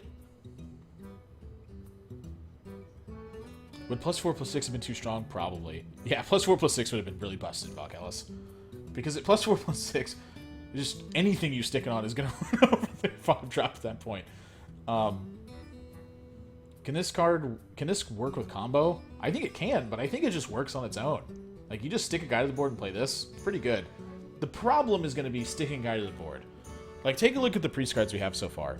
We have this card, which is like acting as a board sweeper. We have this one, which is like the one I referenced. Shifting Shade, this guy's likely to die. Embrace Shadow does nothing. Forbidden Shaping, it's like a scaling card. So when I look at this card, to me, it's like you're playing it in a situation where you're just trying to scale up the curve and then have one big guy kind of get you a ton of value. Velens wasn't overpowered. WTF. I think Velens is pretty good, man. I think the reason why Priest wasn't very good is because Priest didn't have that many good Priest cards. Velens was one of them, though.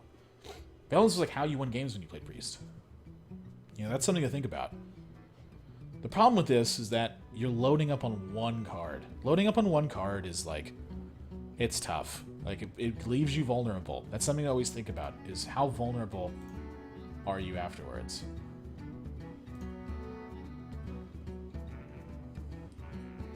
I don't know. That's going to be tough. I can see this card getting played. I don't think this is, like, busted, but I can totally see this card getting played. And in Arena, I think this card's going to be bonkers. 5 mana, 6/5, Twilight Darkbender, Battlecry. If your Cthulhu has at least 10 attack, restore 10 health to your hero. That's a lot of healing. And it's a 5 mana, 6/5? Wow, this card's good. 6/5 is big for 5 mana. Not only that, but like, say you're going to go the Cthulhu Priest build, which I'm thinking Priest actually looks like it may be primed to do. You play 2 guys that give your Cthulhu +2/+2. Now you have a 6/5 that heals for 10. So all the damage you took because your opponent's just hitting you in the face because you're playing minions that are kind of just vanilla minions, they build towards a bigger thing. Healing for 10's big. 10 health is worse than 10 armor. 5 mana is also cheaper than 7 mana. And Warrior doesn't have a single card that builds to Cthulhu on its own. This card's great. I think this is totally fine. It's got great synergy with Auchenai. That's a good point, Mob. Yeah, I think this is really good. This is just way better than the Warrior version, right? The reason I think it's better than the Warrior version is because the Warrior's not building to Cthulhu as well. Like, you have a 3/6 that builds to Cthulhu naturally. And then you have this guy. Should have been a neutral. Whoa! Let's not get crazy, man. You imagine Druid with this card? Oh my gosh, how would you ever beat it? You're like, I got a great start against Druid. I dealt him 10 damage and he hasn't done anything meaningful to the board presence. Oh, he played a 6/5 and he healed for 10. Crap, I guess I'll take him back to 20.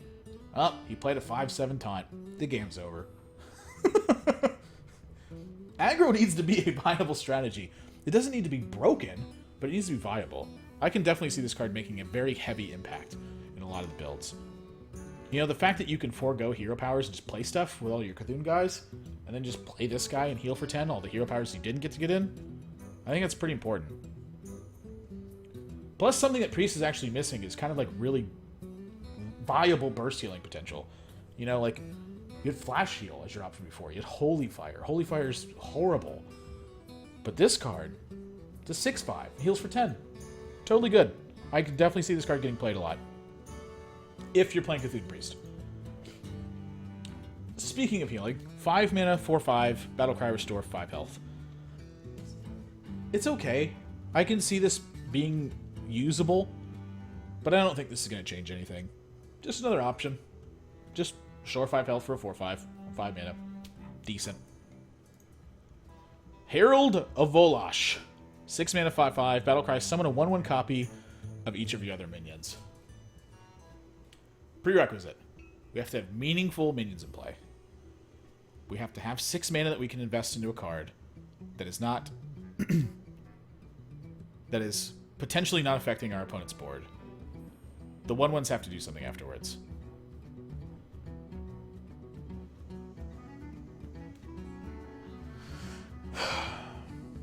Yeah, I don't think this one's making it. I think this one's a little bit weak. I'd rather just play Sylvanas, personally. Sylvanas is going to do something. Where this card's good if you already have Sylvanas on board. But if I have Sylvanas on board and I got to my turn, I'm feeling great. Mini Ragnaros. Man, you have a Ragnaros on board. Your Ragnaros didn't die. You get to do stuff with the Ragnaros in play. You're probably winning. Do you need to do this? You're going into 9 mana the next turn. You could entomb something.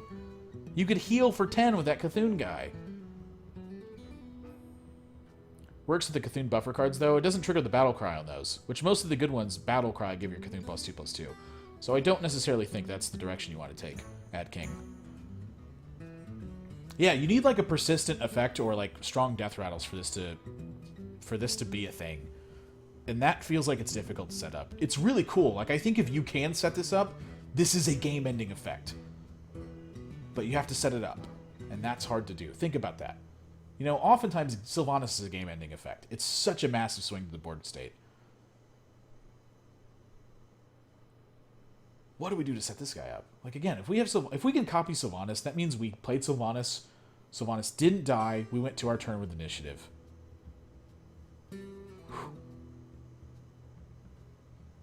Yep. I encourage you guys to try with this one. I'm not going to try with this one personally. I'm going to be focusing on like trying to build more efficient builds, but I don't think there's a problem with this card.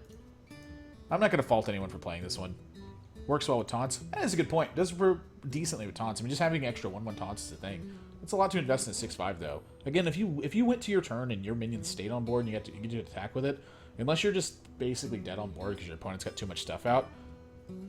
Yeah. Alright, we'll move on to Warlock cards. I'm going to take a quick break right here real quick, and we'll come right back to finish up the rest of these. We've got Warlock, we've got Shaman, we've got Rogue, and we have Neutrals left to do. And we're an hour and a half into it. So, I'm going to take a short break right here. When I come back, I'm going to review the rest of these cards.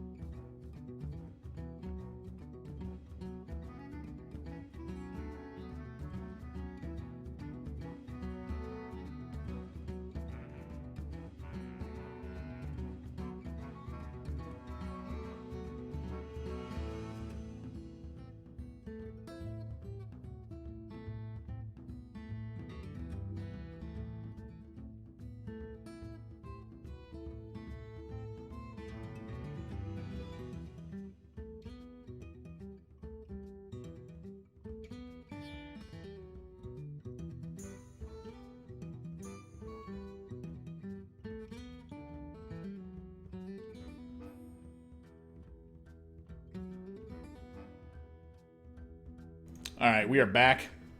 We're going to continue the rest of these cards. We're going to start out with Forbidden Ritual from Warlock.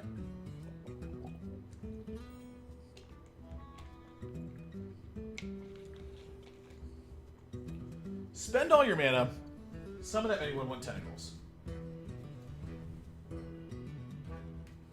Now, I don't know about you guys, but I'm used to spending 4 mana, dealing 4 damage and getting 4 imps. That's a lie. My opponents are used to spending 4 mana, dealing 4 damage and getting 4 imps. I'm used to spending 4 mana, getting 2 damage and 2 imps. Which I'm sure a lot of you guys are as well. I think this is where Implosion probably should have been closer to. Implosion is extremely powerful. And I mean extremely powerful. This card feels like a fair version of that. And because it's a fair version, you get a little bit more flexibility. You could make 7 imps if you wanted to. Tentacles, sorry. Yeah, this card seems totally fine. I can totally see playing this card and it making an impact. Something that's actually really interesting to me. They actually did this on the stream too. I thought Ixar was going to do something like this. I knew he was going to play that 3-minute 2/2 that has Death Rattle, give all your minions +1/+1. When he played this card on turn 4 and then ran his 2/2 into a guy and made a bunch of 2/2s, I was like, wow. This guy's great. What a fantastic job. Shunpo, yeah, I will be putting it on YouTube. This guy is totally awesome. Yeah, I think he's a totally fine card. I don't think it's, like, busted, but this is going to be used. How is 0 mana balanced? The reason it's balanced is because you invest all your mana into it afterwards. So this card costs 0 mana. That's the actual cost from it. Now, on the effect of that, you spend all of your remaining mana, and that's how many 1/1s you summon. So if you have 4 mana left, this is a 4 mana card that summons 4 1/1s. If you have 5 mana left, it's a 5 mana card that summons 5 1/1s. That's how this card works.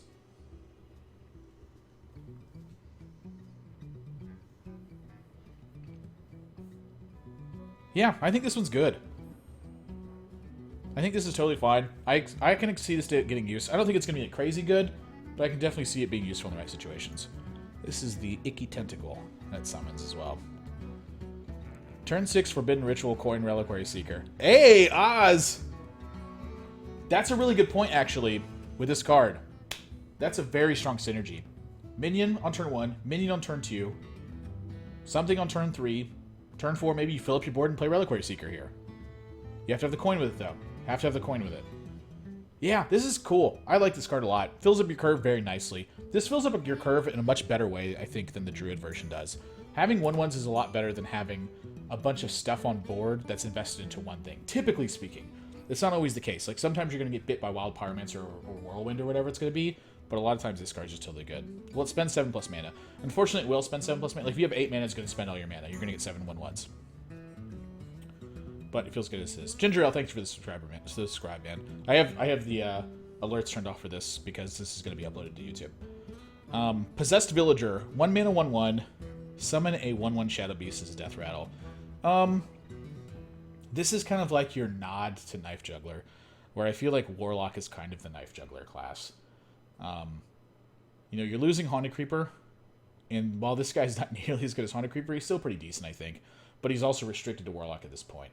So look at all the big token makers that we've seen so far in this set. We have Possessed Villager, making a token when it dies. We have Forbidden Ritual. Is it Forbidden Ritual? Yeah, we have Forbidden Ritual making 1/1s as you cast it. This works with Knife Juggler. And that's sort of the idea there. Unleash the Hounds also obviously works with it. But I think that Warlock is kind of becoming the Knife Juggler class, which I think is totally fine. He looks a little crazy. But he's possessed, man. If you were possessed, you'd look crazy too. Imagine this guy living inside of you. This is what it summons. Yeah. I feel like I'd probably be a little bit crazy too. That doesn't look like crit, man. He's got way too much hair. Darkshire Librarian. 2 mana 3/2. Battlecry. Discard a random card. Death Rattle. Draw a card. So we get it back. Now, the benefit of this card is how many times have you been playing like an aggro Warlock deck and you get down to no cards left? You just play a guy. Okay? Draw your card, life tap, draw your second card. Play your first card, play Darkshire Librarian. Well, it's going to draw a card now. It's a Battlecry and it's a Death Rattle, so if there's synergies you can find with those two things, it's pretty mediocre. It may fill up some like utility spots where like you want to play Battlecries because they're Battlecries. It may be filling up some slot because you want to play Death Rattles because they're Death Rattles. But this is not stellar by any stretch of the means. I mean, discarding the wrong card can really hurt too. If your hand's full of... I will say this, though. If you have a bad hand and your hand's full of garbage, and you play this card on turn 2, you can discard one of those garbage cards, and then when this guy dies, you actually get to dig deeper into your deck for maybe the cards that you need. Say, like, you're really looking for a Hellfire, or you're really looking for a Shadow Flame or a Power Overwhelming. I think it's pretty fine. Fist of Jaraxxus. How often you can discard that, man? It's a random discard. Sure, if you get to that point, you have a discard for it. But, it seems okay. Wow. The hardest... This is the vote for the hardest card in the set to evaluate. Renounced Darkness. 2 mana. Replace your hero power and warlock cards with another class's. The cards cost 1 less. What? How am I supposed to figure out if this card's good or not? I have to play with it. I have no idea how good this card is. I've been playing cards for 20 years. I have never encountered anything like this. I have never experienced a card like this. I've never really thought of a card like this. Elise is the closest thing we have. But with Elise, you know, you're just getting a lot of big stuff. I have no idea how good this card is. No one knows what to make of this card, except for people who have already played with it. Blizzard people. I really want to make an assessment on this card. I can't do it. I haven't done the math. I'm probably not going to do the math. What I'm probably going to do is play with this card a lot and see how it feels. And if it feels bad, let someone else figure it out and then copy their deck from the internet when they do it. And if it feels good, continue to tinker with it. I know it's a card I'm certainly going to be playing on stream a lot because it's really interesting. But mind you, it only converts your Warlock cards. It doesn't convert your neutral cards. Something that we've had a lot from Warlock in the past is playing a lot of neutral cards. You know, the idea that when you don't want your Warlock hero power anymore, which happens sometimes, you could play this, just go for it. You get a fresh start with all these weird cards that you have in your hand. External Frost, you get class card. You get cards of another class. There's no rhyme or reason to it. It's completely random.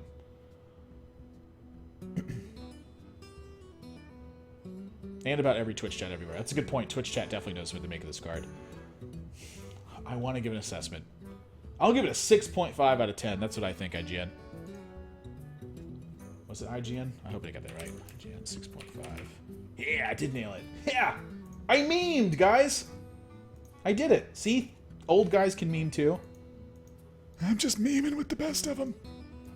Yeah, back in my day, grandkids, they called those memes. They called them memes, Grandpa? That's right. And then later on, we came up with maymays. 3 mana, 1/5, Darkshire Councilman. After you summon a minion, gain +1 attack.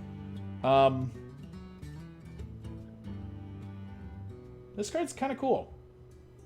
3 mana, 1/5 is obviously weak. But imagine we, I don't know, do this the turn afterwards. Get a 5/5 and 4 1/1s. That's pretty good. The problem with this card is that he has to be played in the face of little board presence, which Warlock is actually kind of good at. Warlock does a fantastic job of playing a minion on turn 1, playing a minion on turn 2, playing a minion on turn 3, forcing trades back and forth. So, like, if you can land this guy on turn 3 and your opponent can't outright kill him, and then you play Forbidden Ritual on turn 4, that's a lot of stuff. Too slow? Dude, it's 3 mana. 3 mana. This is neutral or class card. We're on Warlock class cards at the moment, Eddie. Yeah, I think this guy's fine. Unless you have this guy in your hand, you can just renounce Darkness him afterwards. Kappa. Yeah, I think this is a totally reasonable card. Spreading Madness. 3 mana, deal 9 damage, randomly spin among all characters. So when I first read this card, I was like, shut up, this is terrible. And then one of my friends goes, well, what if you have Imp King Boss in play? I was like... He goes, what if they have a bunch of 1/1s in play? I was like... He goes, what if they just have 2 2/2s in play? Spreading Salt Vulcan, I think, is a good name for this card. This is potentially really high risk, but in a lot of situations, I can see this card making a pretty significant impact. Like, if your opponent's got a lot of minions on board, that is a lot of their stuff that you can hit. It's interesting. This is going to be one of those cards I think that a lot of players are going to tend to avoid because of the backfire potential. Kind of myself included. Patron Warlock. We've done it. We've done it. You heard it here first on Thatsadmirable stream. Patron Warlock is broken!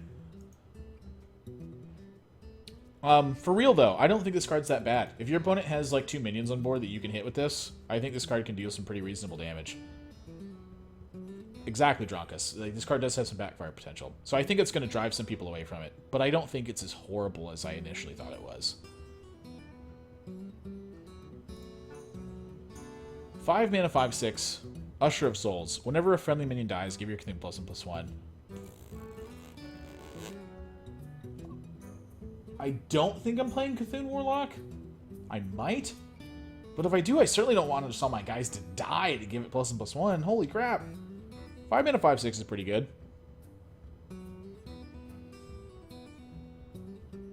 Yeah, I don't know about this one. It's not horrible, but it's not good. And that's really the only thing I can think of for this card. There's not really combos with it. You just play it and you build a Cthulhu. Cho'Gall. Oh, the Warlock Legendary. 7 mana 7/7.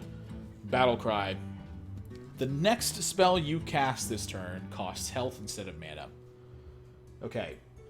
In my 20 years of playing cards, effects that can exchange life for something are always effects you need to pay attention to. And the reason that's the case isn't because they're always good, it's because they're all kind of bad until you get the one that's really good. Now, I'm not saying this is the good one, but think about the flexibility this provides for you. This can provide massive swings to the board. It can help manipulate your life total if you're playing Molten Giants. It can help swing the board in your favor if you're in a position where you're kind of going 1 minion for 1 minion for 1 minion. The life totals don't really matter because you're trading back and forth so much. And then you play this card and you Siphon Soul their guy. Those are big board swings. Cho'Gall Twisting Nether. Sure, Cho'Gall Twisting Nether is not very good. But man, this card seems scary to me. Cards like this terrify me. And they terrify me because, like, if this card ends up being a good effect, it's like, ugh. Oh, you're like, oh god, it feels so bad. Please don't have Cho'Gall.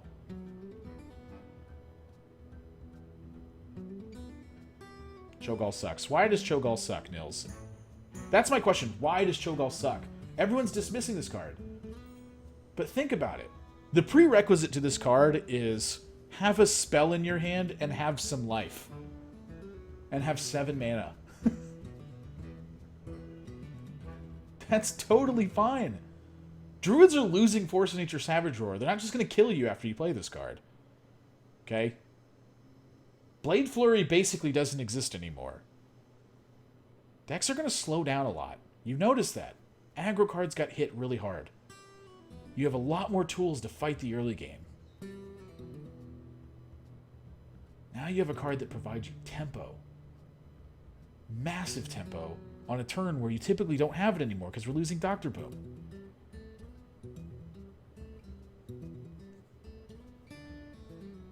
This card's good, I think. I think it's really good.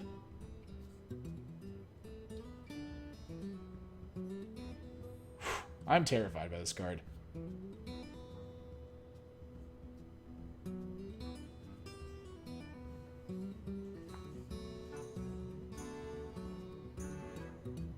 There's not really like a thing you combo it with. That's the thing about it. That's what makes this card so good, in my opinion. Is it doesn't really combo with anything in particular. It just has good effects with all your stuff. Strong. Being able to play 2 cards in one turn when one of them is a 7/7, that's good. If it's bad, I'll eat my hat, but I intend to craft a golden one. I think this card's a lot stronger than it's a lot stronger than we realize right now. That's what I think it is. That's me personally. Oh, you can play Doom with it! Doom! 10 mana. Destroy all minions, draw a card for each. So it's funny that these are back-to-back, because the real combo I've read is Cho'Gall into Doom into Molten Giants. Which is funny, but Molten Giants require you to have 5 life to play them for free now. So probably not that good. But well, just why? 10 mana. I draw plenty of cards. I have a Warlock Hero Power. Yeah, this one's not good. This card's not getting played. If you see this card get played, it will quite literally be with Cho'Gall and Molten Giants. That's when it will get played. Name one high Warlock mana spell worth it. Siphon Soul. On to Shaman cards. Buckle in, boys. We got some stuff to talk about here. Primal Fusion. 1 mana. Give a minion +1/+1 for each of your totems. Garbage. I'm not playing this card. I'm just gonna skip. That's how bad it is. They had to give Shaman a bad card. They gave it like 9 good ones. Well, they gave it like 7 good ones. They had to give it a bad one. Evolve. 1 mana, transform your minions into random minions that cost 1 more. Okay, so prerequisite to this card. You have to have minions on board. Converting them into bigger minions has to be valuable. The thing I see with this card is playing a couple drops up the curve, and then if you get initiative, trade into their guys, and then cast Evolve. If you do that, you are in fantastic position.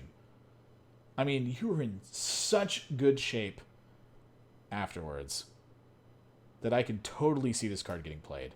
Now, that being said, the Shaman decks are going to compete so heavily with all the cards they have because they have too many cards. I see this being one of the cards they play, but just bear with me here. We're going to keep seeing cards, and you're going to be like, wow, I'm putting that in my Shaman deck. I'm putting that in my Shaman deck. I'm putting that in my Shaman deck. You're going to have 20 cards in your Shaman deck before you start even thinking about how you build it. So that's what I think the tricky part's going to be. Stormcrack, 2 mana, 4 damage, and minion overload 1. Get out of here. Checks Totem Golem really well, which might actually be really important because Shaman's going to be so good. But this card is so much worse than Crackle that it's like, I look at this card and I go, if this is only to minions, why wasn't it 1 mana? If it's 2 mana, why doesn't it hit players and minions? Yeah, pretty bad. I mean, I think they probably needed to rein in the tempo power of Shaman a little bit because there's so much good stuff, but this may be a little bit too weak. Eternal Sentinel, 2 mana, 3/2, Battle Cry, unlock your overloaded mana crystals. I think this is a lot better than Lava Shock, but I don't think this is strong enough to make the cut. Like, Lava Shock ended up being kind of a flop, which basically a lot of people anticipated it would. How often do you get so overloaded that you need to unlock all your mana crystals? Not very often, in my opinion. But this is a 2 mana 3/2. So you may play this one just because it's a 3/2, and then have the side effect of being able to unlock your mana crystals, should you need to do so. So this is like kind of the version of the card that can get played. Like 2 mana, 2 damage, you wouldn't play that card. When you tack on unlock your overloaded mana crystals, you try to find a way to play with this card. This card's just a 2 mana 3/2. People play Ooze all the time, and there's 6 classes that don't have weapons in them. This one, you play it, and it's just a 3/2, and sometimes it's going to unlock your mana crystals. I can see this one getting played. I don't think it's mandatory in all the Shaman decks, but I could definitely see playing this one a lot more than I could over Lava Shock. It starts. 4 mana, 7/7, Overload 2. Let's talk about the drawbacks to this card. If you cast Totem Golem or Feral Spirit the turn before this, you cannot play it. If you play this card on turn 4, you cannot play Doomhammer afterwards. But a 4 mana 7/7 when BGH gets moved to 5 mana is insane. Holy crap, this guy's good. What makes me sad about this card is that it's not very interesting. It's just a big stupid thing, which is kind of cool. I kind of like big stupid things. But this is like a really big stupid thing for very cheap. Oh my gosh. I mean, there are going to be classes that just literally can't deal with this card. Imagine, you just like Tunnel Trog, Coin Feral Spirit, Rockbiter your guy the next turn, Flame Wreathed Faceless. They are done. 4 mana 7/7. What the freak? What does Druid do to this card? If you play this card on turn 4, the Druid is dead. You have wandered. You've killed the Druid. This card is insane. Play this on turn 4. Let's just say you're going second. They play Drew the Claw. You hex it. You don't get the 7 damage. They play 6-drop. Guess what? That 6-drop, that 5/7 guy, dies to this. And it leaves a 7/2 behind. Ah! Oh yeah, Naturalize. We've played so much of Naturalize and Mulch in the last year and a half. Those are Druid staples. This guy's insane. I cannot wait to drop this on somebody and have them just go, oh, well, I can't handle that. And me just lightning strike the little guys and go, boom! Smack him in the face. 7 damage if it attacks 1 time. Puh! Insane. Get mulched. That's not even that good. You have mulch in your deck now.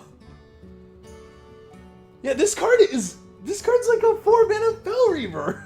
This card's insane.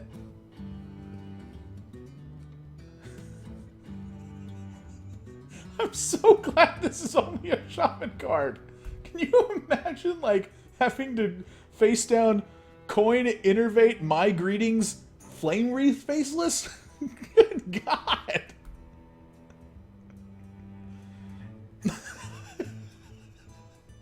This guy is busted. Good luck, bros. Master of Evolution, 4 mana, 4/5. Oh, these two are competing at the 4 slot. Master of Evolution, 4 mana, 4/5, Battle Cry, transform a friendly minion into a random one that costs 1 more. Prerequisites this card. Totem Golem's great. It's going to trade and live sometimes, so you get to upgrade it. Tuskar Totemic. Makes a totem, has a 3/2 body. You'll have something to transform very often. If you attack with a guy to kill something, your guy stays alive, then you Master of Evolution of it, you are way ahead. Like, such strong mid-range cards. Now, that being said, you're going to have to find the balance of these, because you can't just play a bunch of mid-range minions. You're going to have cards in your deck that are dedicated to bursting your opponent out of the game. That's how you win games. You have to close them eventually, too. So unless you're quite literally grinding your opponent into the dust, you're going to have to find a way to kill them. So you will at times find yourself with this card in hand. Nothing to play on turn 4. You play a 4 mana 4/5. That's still pretty good.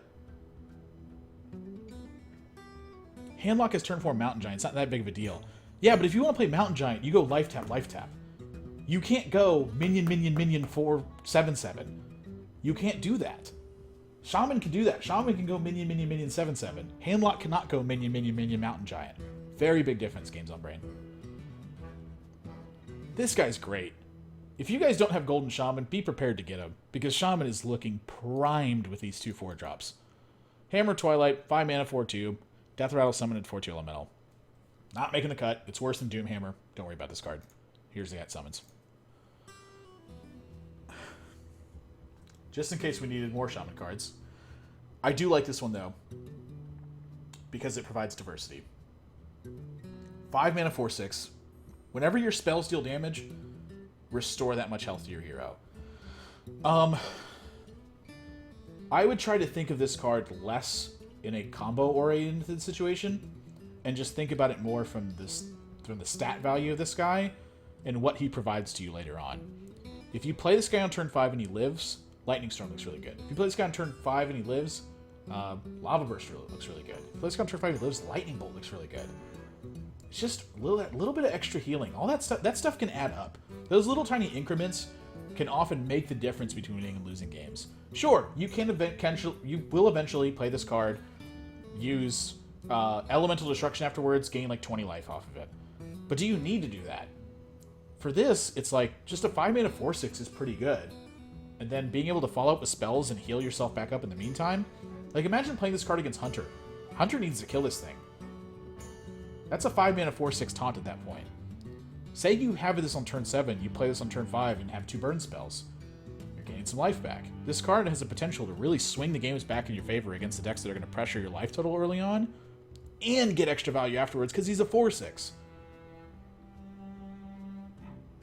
You don't play this guy on turn 5, you play it later when you need to heal. That's why you're losing games. Play stuff on turn 5. Play 4/6s, man. 4/6s are good. You know how I win so many games at Hearthstone? I have like a 70% win rate in Hearthstone. And one of the reasons I have that is because I just play my stuff. I just jam stuff down every single turn and hope it works out. It works a lot. Your opponent usually doesn't have an answer. Questions are usually stronger than answers. Which isn't a bad thing. This guy's great. The fact that you have the option to play it on turn 5 or to hold on to it too, that's just a benefit. You can do it both ways. There are arguments for both sides of it. That's what's making it such a good card, is that you can do both things with it. It's good. It works really well. Dumb statement. Thank you. Very, very much contributing to the chat there. Thing from Below. 6 mana, 5/5. Taunt. Costs 1 less for each totem you've summoned this game. Wow. I mean, where does it stop? Are we seeing a bad shaman card? Holy crap, this guy's good.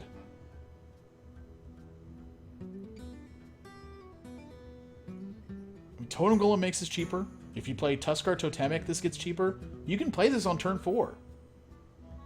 Turn 2 Totem, turn 3 Tuskar Totemic, turn 4 5/5 Taunt. Nova Flare, I've been playing Hearthstone professionally for 2 years and a couple months. That's how many sample sizes. There's your sample sizes. Sample size matters. Jeez. We're no longer going to address that. We're doing a card review here. If the game goes long enough, this guy uses a 0 and a 5/5 Taunt. Does playing totems from your hand count as summoning? Indeed it does. Tuskar Totemic counts as summoning too.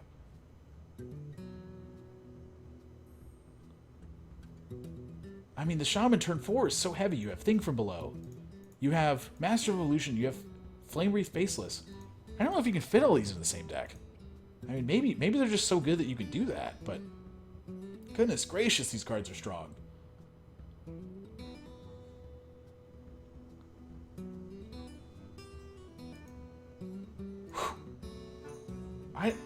I don't know where you fit them all. That's the issue I'm seeing, is I don't know where they all fit. Because, like, think about, like, what a Shaman build's going to look like. Let's start with just a basic shell. I'm not saying this is what you're going to play, but let's just start with a basic shell.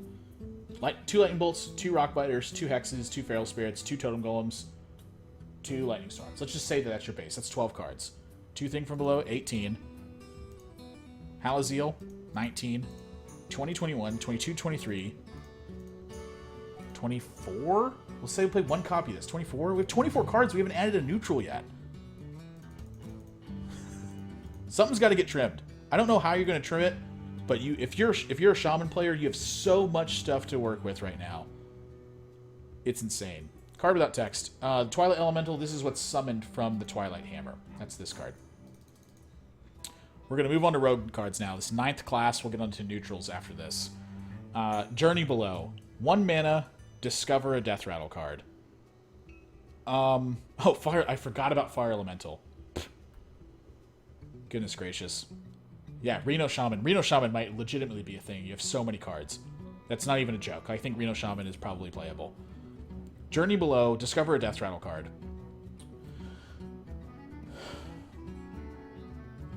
So this is a spot where now we're in a really interesting situation, because we have the Death Rattle Raptor, which I cannot remember the name for the life of me. 3 mana, 3/4, and copy a minion's Death Rattle effect. Rogue, obviously, they want it to be the identity of cards that work for the greater good. Like, when they die, they give you some effect. It's no longer going to be like this crazy combo burst potential. It's like a scaling board presence where you get incremental value, and that incremental value adds up to your advantage. Unearth Raptor, thank you. This card fits right into that alignment. I think it's a little bit worse than Museum Curator, but Museum Curator is a priest card, not a rogue card, and it says to discover a Death Rattle card. I'm not thinking of any weapons that have Death Rattle that you can discover. Am I missing anything from Rogue? I don't think any of the Rogue weapons have Death Rattle. This card seems pretty good, though. Can definitely see playing this one. Bladed Cultist. 1 mana, 1/2, combo game +1/+1. Really interesting card. This is a card that costs 1 mana. It's not really a 1-drop, but it costs 1 mana. So something I see has significant board presence matters a lot. I expect this card to get played. I don't think it's going to be like in every single Rogue deck, but I think people are going to find a way to make this card very useful. This is one of my favorite cards of the set. 2 mana, 2/2, Undercity Huckster. He's the Undercity Huckster, brother. Death Rattle, add a random class card to your hand. Wow. I mean, this guy's sweet, right? This is like the 4/3 that Priest has. What's that shade called? When it dies, you take a card from the deck. But I think this card is definitely got some potential to get played. It seems very strong. 1 mana 2/3s are not a joke. Then you have no cards. You have board presence. Board presence matters. It's not the only thing that matters, but getting a significant board presence matters a lot. I expect this card to get played. I don't think it's going to be like in every single rogue deck, but I think people are going to find a way to make this card very useful. This is one of my favorite cards in the set. 2 mana 2/2. Undercity Huckster. He's the Undercity Huckster, brother. Death Rattle, add a random class card to your hand. Wow. I mean, this guy's sweet, right? This is like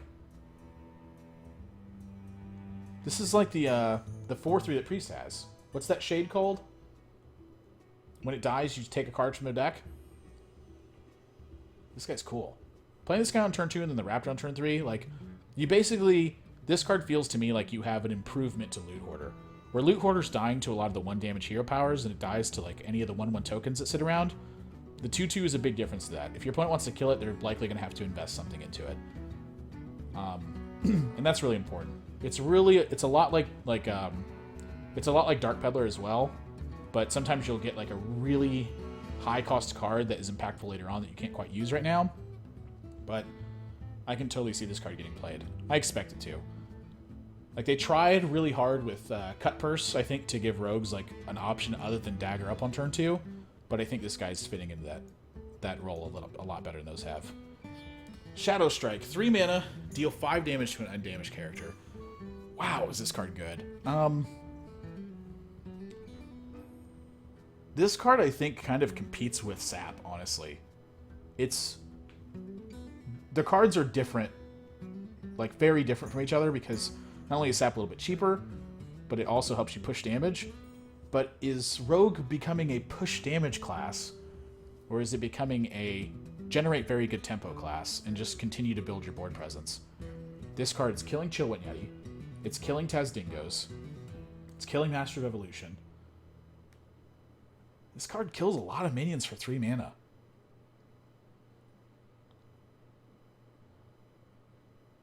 Sure, you can hit your opponent for 5. I don't think it's really a good play with it, personally. But it kind of kills, like, all the important minions. Like, if you have a Dagger Up, this kills Druid of the Claw for 3 mana. This is a very good card.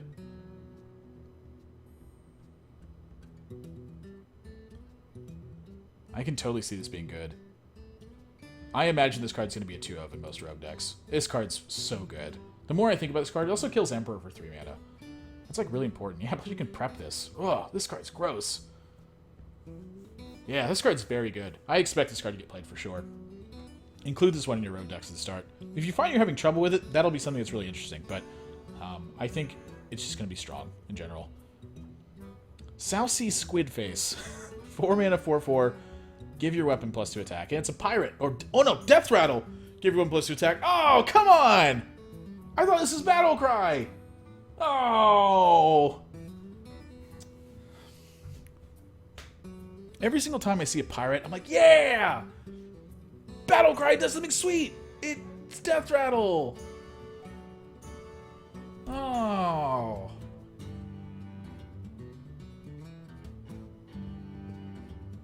I get to get a coin and an extra power for a Death Rattle. Is this guy better than Tomb Pillager? He's definitely not better than Violet Teacher. That's for sure. Which we all know summons Sorcerer's Apprentice. But to Davy Jones's locker with ya. I hope it says something like that when it comes to play. It's a pirate. I'm happy about it, but I don't think it's very good. Womp womp.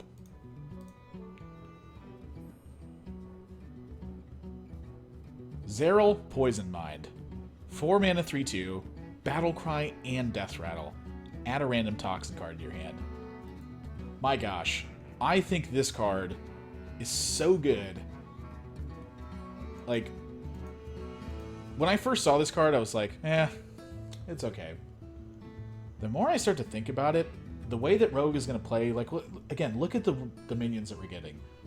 We're going to go minion by minion by minion, try to trade with them, and end up with some advantage after the trades. That's what all the death rattles are for. This guy gives you 2 extra utility cards to work with. This is going to help trigger combos, and they have good stuff on their own. So here's the 5 toxins he gets. So 1 mana Shadow Step, plus 3 attack. Stealth, we have this cog already. Still good though. Fade Leaf Toxin. Fire Bloom Toxin, deal 2 damage. This one obviously is really good. And then draw a card. This guy is so good. I really wish there was a card on this one that affected your weapons. But my gosh, is this card good.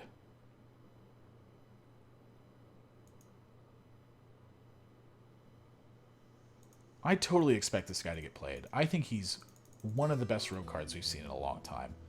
And again, you're not going to go... Your rogue plays are very rarely going to be like, turn 2 dagger, turn 3 Phantom Knives anymore. You're going to play a minion, you're going to play another minion, you're going to play another minion. That's how this card's going to be working.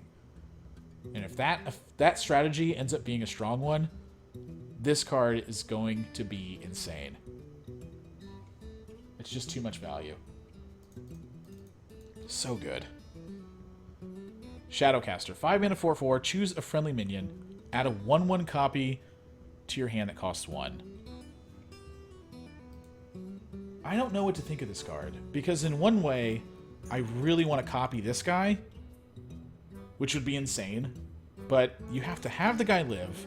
You have to be able to invest 5 mana into a 4/4. And then you have to be able to make use of the 1-cost card afterwards, which I think is totally doable. But this feels like a hard one to set up. Like, if you set this up, it's going to be really good. But setting this card up feels like it's going to be a little bit difficult. So I do expect people to try really hard with this one. In fact, this is probably going to be one that I try with too, because I think the effect is extremely powerful. But I don't know if the effect is, like, blow your opponent out of the game powerful.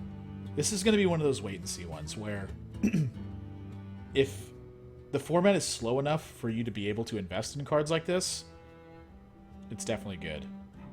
2 Shadowcasters equals infinite 1/1s. It could be the case. Yeah, that's actually a really good point. Like, if you play this guy and then just Shadow Step it, and then, like, you play this guy and then play another one of these guys later on, I think given long enough, this card will give you the inevitability. But I think it's going to take a while. Oh, I forgot about it with Van Cleef. Copy Malagos. Dude, if you play Malagos and he sticks, your opponent's done.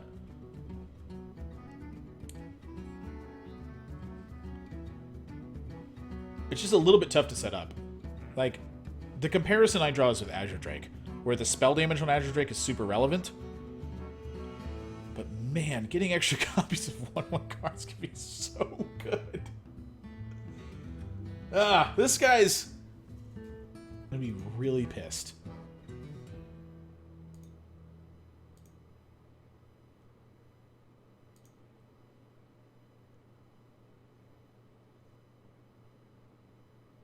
I think it's too expensive. This card, I think it has to be worse than Preparation. Especially with the way... I'm sorry, worse than Sprint.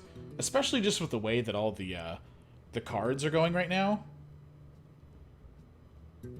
Like, I want to play, like, 2/2, 3/3, 4/4, scale up my curve, generate tempo, like, on turns 5 and 6, and then start hitting you, and hope that I can use the advantage that I've gotten to push you out of the game.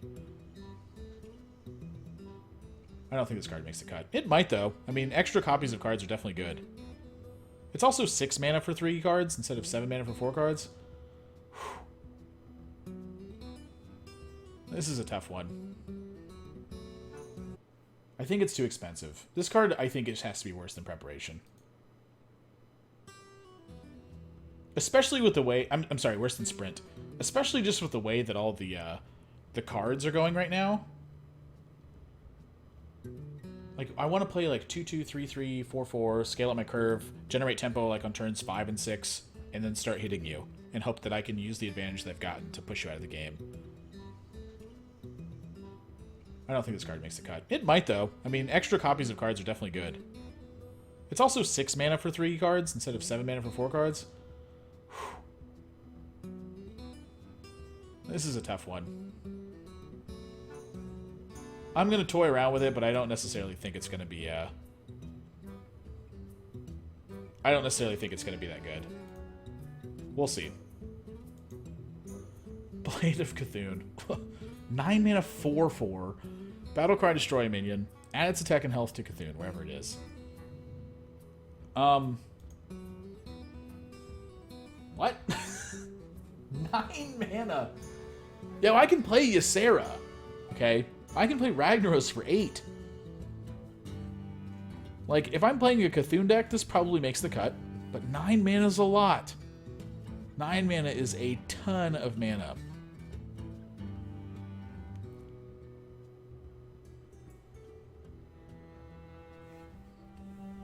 I don't know. I don't think this one's getting played. Like, against Druid, I think this card would be kind of insane. But, like...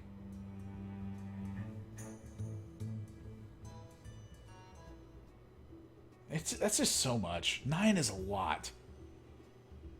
Like, I can play Alexstrasza for 9 mana. Do I really want to build a Cthulhu deck with a 9 mana card? Like, I already have a 10 mana card in my deck because I have Cthulhu. It's a lot of mana. I imagine this card was probably cheaper during, like, the development phase. And they were like, yeah, this is just too good. And so they kept bumping up the mana cost so that it wouldn't just be, like, broken automatic inclusion in the decks. As it stands, I think this one's a little bit too weak.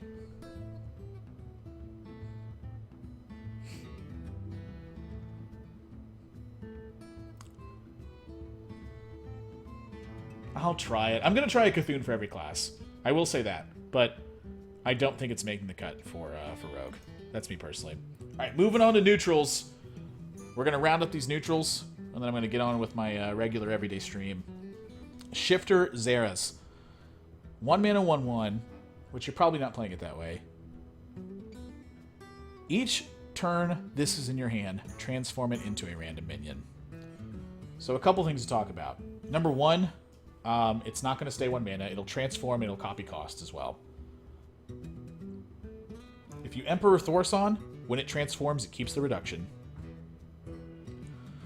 But other than that, what random minions do I really want in my hand all the time? You know, like, Unstable Portal's good because it discounts stuff. Is this really good as is? Oh, Dark Peddler card. That's interesting. That's a good point, Weeva. Yeah, if you Dark Peddler this, I can totally see taking this from a Dark Peddler and having more than just a 1 mana value card. He's adorable. There's a lot of adorable cards in this set. I don't think this one's going to quite make it, though. I think it's pretty average. I'm going to try it out just because I'd like to see how it feels when I'm actually playing with the card. You know, I could probably see this card is going to be one you play on turn 4 quite often. Maybe you just keep holding it until you just hit, like, the perfect jackpot turn. But having a card in your hand that doesn't actually provide predictable value is definitely something that's difficult to do. So, we'll just have to see. I mean, sometimes you'll just get perfect, too. Like, sometimes, like, you'll put this in a rogue deck, and you'll be like, oh, SI7 agent, perfect. Oh, sweet, I got a Violet Teacher. But that's, like, random stuff. That's, like, best case scenarios. So, this isn't one I'm going to disenchant off the bat, but I don't think it's going to be, like, a staple by any means. Tentacle of N'Zoth. 1 mana, 1/1. Death Rattle, deal 1 damage to all minions. Kind of cool. Like, having a neutral whirlwind effect is pretty good. Explosive Sheep didn't really pan out that well, but Explosive Sheep was also competing against Haunted Creeper and Nerubian Egg. This card's not competing against those cards. But that being said, this card's also not dealing 2 damage. So how good is this one really? This is going to be one of those ones like we try to combo with stuff. Like picture Grim Patrons, picture Acolyte of Pain, you know, that kind of stuff. Just trade well into 2 health minions. It's okay with equality. I don't think it's that good, though. Like, if you draw this card on turn 7, you're going to go, damn it. It's never what you want it to do. Bilefin Tidehunter. 2 mana, 2/1, Battlecry, summon a 1/1 Ooze with Taunt. So this one's a Murloc, which is kind of interesting. And summoning a 1/1 Taunt is a lot better than just summoning a 1/1. Because if you summon just a 1/1, and say your opponent's a rogue or a druid, they can just make a dagger and kill the 2/1 side of it, and then the 1/1's dying next turn, and you don't really get that much damage from the card.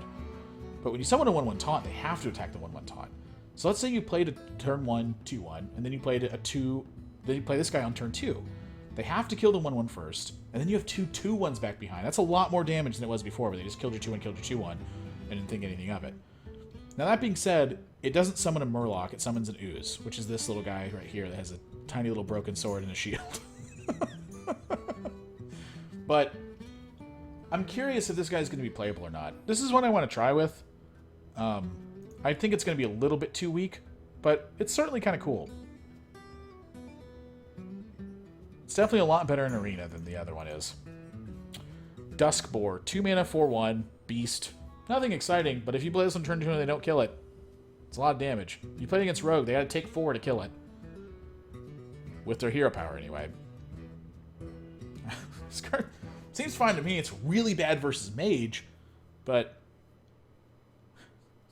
2 mana, 4. You just coin this guy, like against a priest. They're like, oh gosh. Can you imagine coining this versus priest? What do they do? Just gonna hit him for 4. This guy's great. Forgot charge. No, see, if this guy had charge, he would instead not have charge and have +2 health.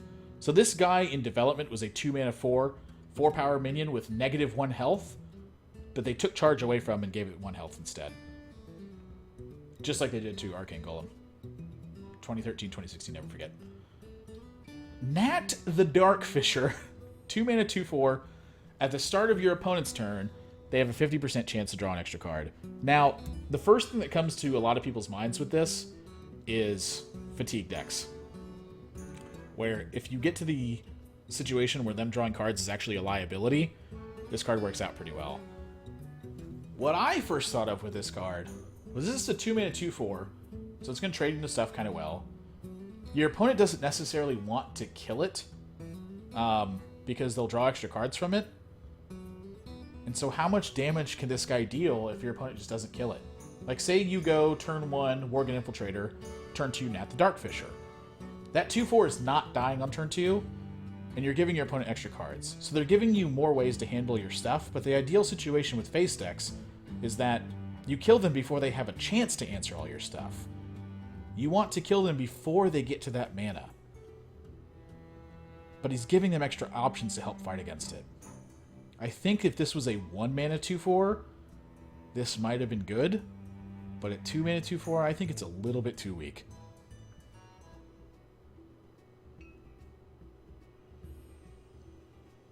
If you guys dust this and this ends up getting played in aggro decks, you're going to really regret it.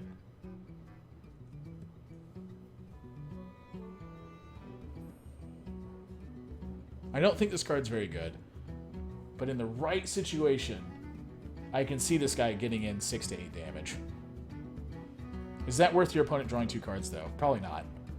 Whew, this is going to be a tough one. Oh, wait, this is just a nerf to Piloted Shredder. Ah, perfect.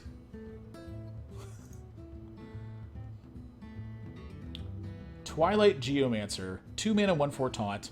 Battlecry, give your Cthulhu taunt wherever it is. So a 2 mana 1/4 taunt is a lot different than a 3 mana 1/4 taunt, that's for sure. You know, the difference between 2 and 3 mana is the difference between Leper Gnome hitting you and not hitting you sometimes, or Abuse Sergeant or Worgen Infiltrator, wherever it's going to be. The thing I see with this card is that if you play this and your Cthulhu gets taunt, you get to the end game, say your Cthulhu's just not that big, it's not going to end the game, it kills some stuff. It has taunt to prevent you from dying to certain stuff, and that taunt can also kind of protect some of the other minions you may play after Cthulhu. That's like if Cthulhu's not in the game. I'm talking like really long-term stuff. But if that's the case, you have a 1/4 in your deck in the long-term situations. You played Cthulhu and it didn't kill them. Like, is this ever really relevant? The times this is going to be relevant is when the aggro decks are super powerful and you just need stuff to block. Like, you just need a guy to stand in front of him and go, we're going to fight. He's great against a bunch of 2/1s. He's great against a bunch of 1/1s. He's really bad versus 2/2s, versus 3/2s, and just 3 mana 4/4s and stuff like that. Yeah, this guy's not making the cut. Again, if everyone's playing aggro decks, this guy will be a lot better. But I don't necessarily think it's going to be the case. 2 mana, 3/1, Stealth, Twisted Worgen. It's not a beast. So it's not necessarily better than the 2 mana 4/1, but a 2 mana 3/1 stealth, I can see this getting played. You know, like just Worgen Infiltrator, Twisted Worgen, Eagle Hornbow attack their guy, attack them for 5. That seems fine. I don't think it's very good, but it gives you options for some of those aggressive builds you may want to play, where you just like kind of play it. It doesn't die to a hero power, and then you attack them for 3. That's totally fine. Maybe it trades up a little bit into a 3-drop. It's not a horrible play. I think this guy's reasonable. Not very good, but not horrible. 2 mana, 2/3 Battlecry, give your Cthulhu +2/+2, whatever it is. I think this is going to kind of be the starting point of all the Cthulhu decks, where your curve starts at 2, you get an average size body, you continue to play that stuff bigger and bigger every single turn until it builds up into a big one.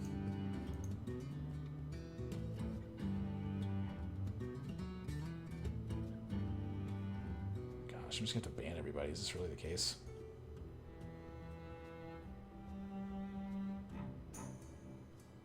Alright, good job, mods. Mods, keep that up. If you see stupid stuff in chat like that, just ban them. That stuff is not welcome here. Yeah, this is just going to kind of be the starting point. I think it's totally fine. I think you're going to see this guy a lot early on, and obviously he gives up your deck build quite a bit when you play him. That's not a bad thing, though. Your goal is to build to a bigger plan. Spawn of N'Zoth. 3 mana, 2/2, Death Rattle, give your minions +1/+1. So this is the one we saw Ixar play on stream, where he played this guy on turn 3, and then going into turn 4, he played Forbidden Ritual, made 4 1/1s, traded this guy in, made him 4 2/2s instead. I don't know how good that is, but I think that this is a reasonably playable card. Like, I could totally see playing this and just being okay with it. I don't think there's anything wrong with it. I don't think you're going to be disappointed when it happens. But 3 mana 2/2 is a little bit weak. So that's something I think about. Like, you're going to be playing this and your opponent's going to be playing 3/3s and 3/4s and stuff. Or maybe just killing it before you have a chance to activate it. Both those things have to happen eventually. Yeah, that's just... it's pretty mediocre. Why? Can we stop printing Magma Ragers? Magma Rager. Just please stop. This card's great. Disciple of Cthulhu. 2/1, Battlecry, deal 2 damage. Give your Cthulhu +2/+2 wherever it is. When you're forced to trade into your opponent's minions, this guy is better than Argent Horse Rider, I think. And unless you're coupling with a Beast Sergeant. And it's also giving your Cthulhu +2/+2. So this is the guy I was talking about earlier. Where that Druid card, the 4/5, where if your Cthulhu was 10/10, it got +0/+5. If you go 2/3, it gives your Cthulhu +2/+2. On turn 3, you play Disciple of Cthulhu, deal 2 damage to something, and give it +2/+2. On turn 4, you can play a 4/10 if you're Druid. That, I think, is important. I think it's so important, in fact, that might be like the base of where the Cthulhu decks are headed, is the 2/3 and then this 2/1. I think that's like kind of where everything starts, and you work from there. I think this guy's totally playable. 3 mana 3/5, Silithid Swarmer. Can only attack if your hero attacked this turn. Obviously, it's nice stats for the cost, but I have to have a dagger up, or I have to, like, use a rock biter, or have a weapon, or spend 2 mana of the hero power. You remember that card, Argent Watchman, that didn't get played? I think this is just a different version of Argent Watchman, except probably even more narrow. Not for me. Thumbs down. Squirming Tentacle. 3 mana 2/4 taunt. Okay. Twilight Elder. 3 mana 3/4. At the end of your turn, give your Cthulhu +1/+1 wherever it is. So obviously, if your opponent's playing 2/1 deal 2 damage and you're playing 3 mana 3/4, you kind of have an advantage in that situation. But this guy's a little bit weaker versus your opponent who just wants to play like a 1-drop and then play a 2-drop and then play a decent 3-drop and start attacking you. He's obviously slower in that situation, but it can definitely build better in a certain situation.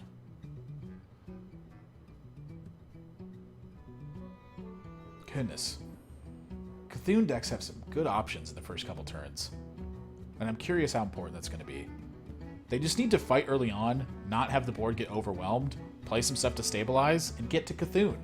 Like, that's your game plan. Your whole deck is going to be built based around what other people are using, and that's what I like about it, is that we're moving in this direction where, again, you have 2 different 3-drops right now that do 2 very different things for Cthulhu decks. You might play both of them, but I doubt you would. It's just a lot of stuff to commit to it. But both of them, I think, are very playable. And this one could potentially, like, build a lot. But, like, if your 3-4 lives for that long, you're probably just winning the game on damage on board anyway. Eater of Secrets. Probably a little bit late to the party. 4 mana, 2/4, Battlecry. Destroy all enemy secrets. Gain +1/+1 for each. Mad Scientist is gone. We're losing Avenge from Mysterious Challenger. Sorry I have Eater of Secrets, but you can eat a you-know-what. Now, that being said, if secrets are good, you have a great option for them. It's way better than Keys, I think, anyway. Cthulhu's Chosen. 4 mana, 4/2, Divine Shield, Battlecry. Give your Cthulhu +2/+2 wherever it is. A much more fair version of what Piloted Shredder, I think, was trying to be, where it's a very effective body that your opponent has to invest quite a bit into to be useful. To effectively attack it. So in the Cthulhu builds, I think that this becomes kind of like your standard 4-drop, where you play this on turn 4, your opponent uses their turn to kill it, you play a 5-drop, and go from there. If this was just a 4/2, or if it was just a 4/4, I think it'd be a lot worse. But the Divine Shield represents a lot of power. Like, if you play it, like in a matchup where you're both kind of curving out, if you play this going into their turn 4, they're much weaker than they normally would be if there's not a lot of presence on the board. So I think this card is making the cut in a lot of those Cthulhu decks, and could potentially see play just outside of some Cthulhu decks. I mean, the fact that he's just a 4/2 Divine Shield is reasonable. Silver Moon Guardian was a 3/3 for 4 that had Divine Shield, which wasn't ever really playable. But I think that 4 power and 3 power is a major difference. Talking about how it can test versus, like, Chillwind Yeti, for instance. If your opponent plays Chillwind Yeti and you have Silver Moon Guardian out, you can't just attack it hero power and play a 2-drop or a 3-drop. With this guy, you can do that, and so I think that's a big difference. But this guy's not Piloted Shredder. Piloted Shredder sticks around through all AoE. You can't ping off the first body of Piloted Shredder. It's way weaker than Piloted Shredder is, no doubt about it, but certainly a strong card.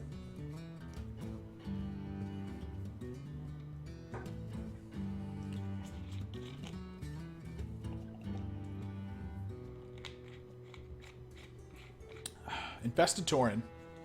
4 mana, 2/3, Taunt, Death Rattle, summon a 2/2 slime. What? Like, 2/3 is weak, man. Why wouldn't I just play Tez Dingo? Here's your slime.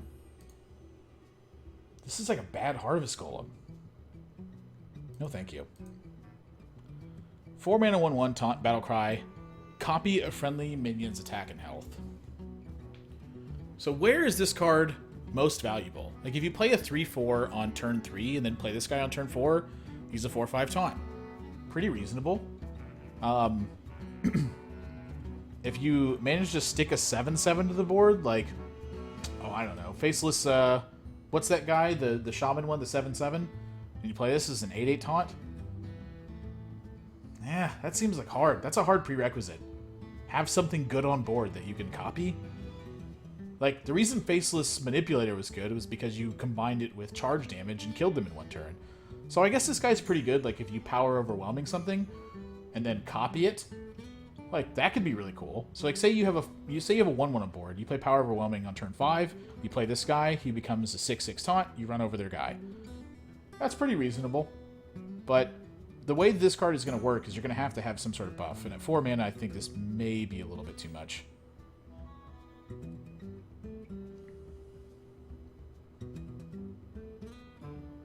Copy their health? What do you mean? What do you mean copy their health? Copy a friendly minion's attack and health. It says friendly right there. 4 mana, 1/1, Twilight Summoner, Death Rattle, summon a 5/5 Faceless Destroyer. Certainly a good Death Rattle effect, but a 4 mana, 1/1 is... Yeesh. Oh, it'd be a 5/5 Taunt. You copy it, not add. Oh, that's even worse. God, that card's not good. That little 1/1 makes a big difference. Rank 25 caster. I think you mean rank 25, like Legend 25, right?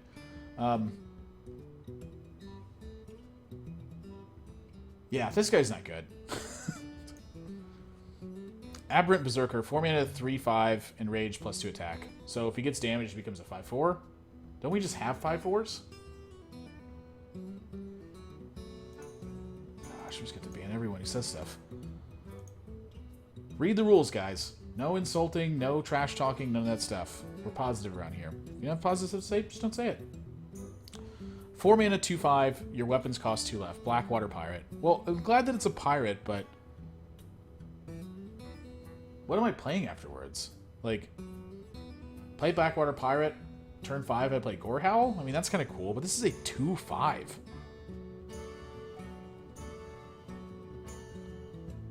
Jeez. Just gonna stop looking at chat again. 4 mana, 3/3, taunt, Battlecry, gain +1 health for each enemy minion. Yikes. That seems pretty good. So if your opponent, like, plays Forbidden Ritual on turn 4, this guy's just a 4/7?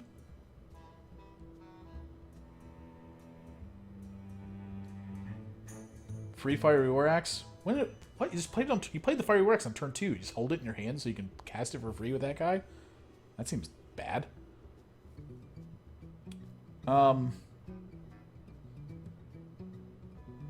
Yeah, this guy seems fine. It's kind of like... Sometimes it's going to be... Yeah, it's 3/7 is what I meant, not 7/3.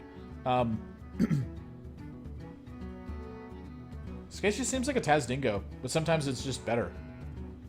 Am I drunk, dude? I'm always drunk, man. I'm an alcoholic. I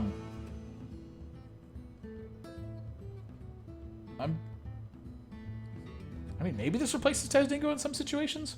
I don't really know. It's definitely worse if you have nothing on... If your opponent has nothing on board. But if your opponent has stuff on board, this guy feels like he's a lot better. 4 mana, 2/2, spell damage +2. 4 mana, 1/4, Battlecry, gain +1 attack for each other card in your hand. Midnight Drake. So kind of like the opposite of Twilight Drake, but...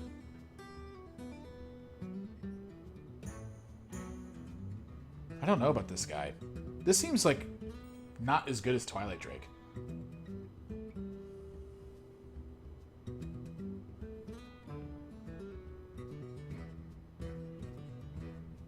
It's like a 4/4 a lot.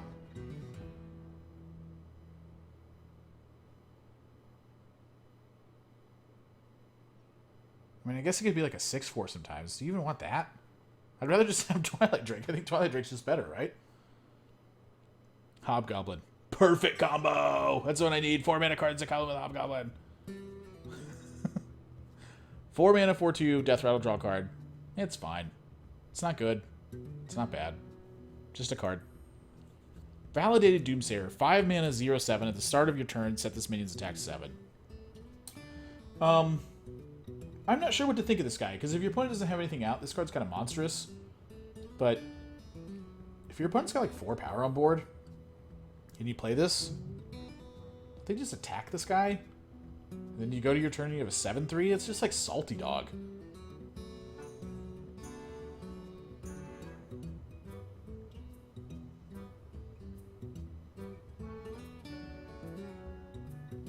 Like, if you innervated, it's pretty good, I guess. Ooh, that's a good point, Gooden. You actually can't use Aldor Peacekeeper on this guy the turn you play it. Because if the Aldor Peacekeeper, it just becomes a 7/7 afterwards. Avoids BGH. Everyone thinks avoiding BGH now that it's 5 mana. 5 mana is going to make that card a lot harder to play. Huh, that's not too bad. You can't Kodo it, though. Ugh. You play it after Doomsayer. That's kind of cool. So if you play Doomsayer and then it activates, you probably won the game anyway. But if you play Doomsayer, it activates, you drop this guy, they play their thing, you make a 7/7. That's kind of okay. I could see some situations where this card's actually being decent, but overall it feels a little bit weak. Like in average situations where you're just playing stuff, this card just not really that good. 5 mana, 4/4, Cult Apothecary. Battlecry. For each enemy minion, restore 2 health to your hero.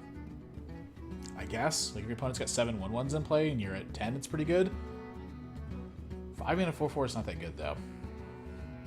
I'll pass. 5 mana 3/6. Taunt. Whenever this minion takes damage, give your Cthulhu +1/+1. That's kind of interesting. Like, if your opponent has to run this over with 3 little guys, even if they get some good value from it, you can get +1/+1 your Cthulhu. A lot. It's not very good. It's kind of just like Fen Creeper. Which isn't bad. I don't think Fen Creeper's horrible, but this doesn't match up very well versus 5/5s, I don't think. And we've seen a couple of 6/5s in the set already as well. There's the Priest 6/5 that heals for 10 if your Cthulhu has 10 power. There's the Hunter 6/5, which triggers your Death Rattle effects. Yeah, this guy's going to get run over, I think.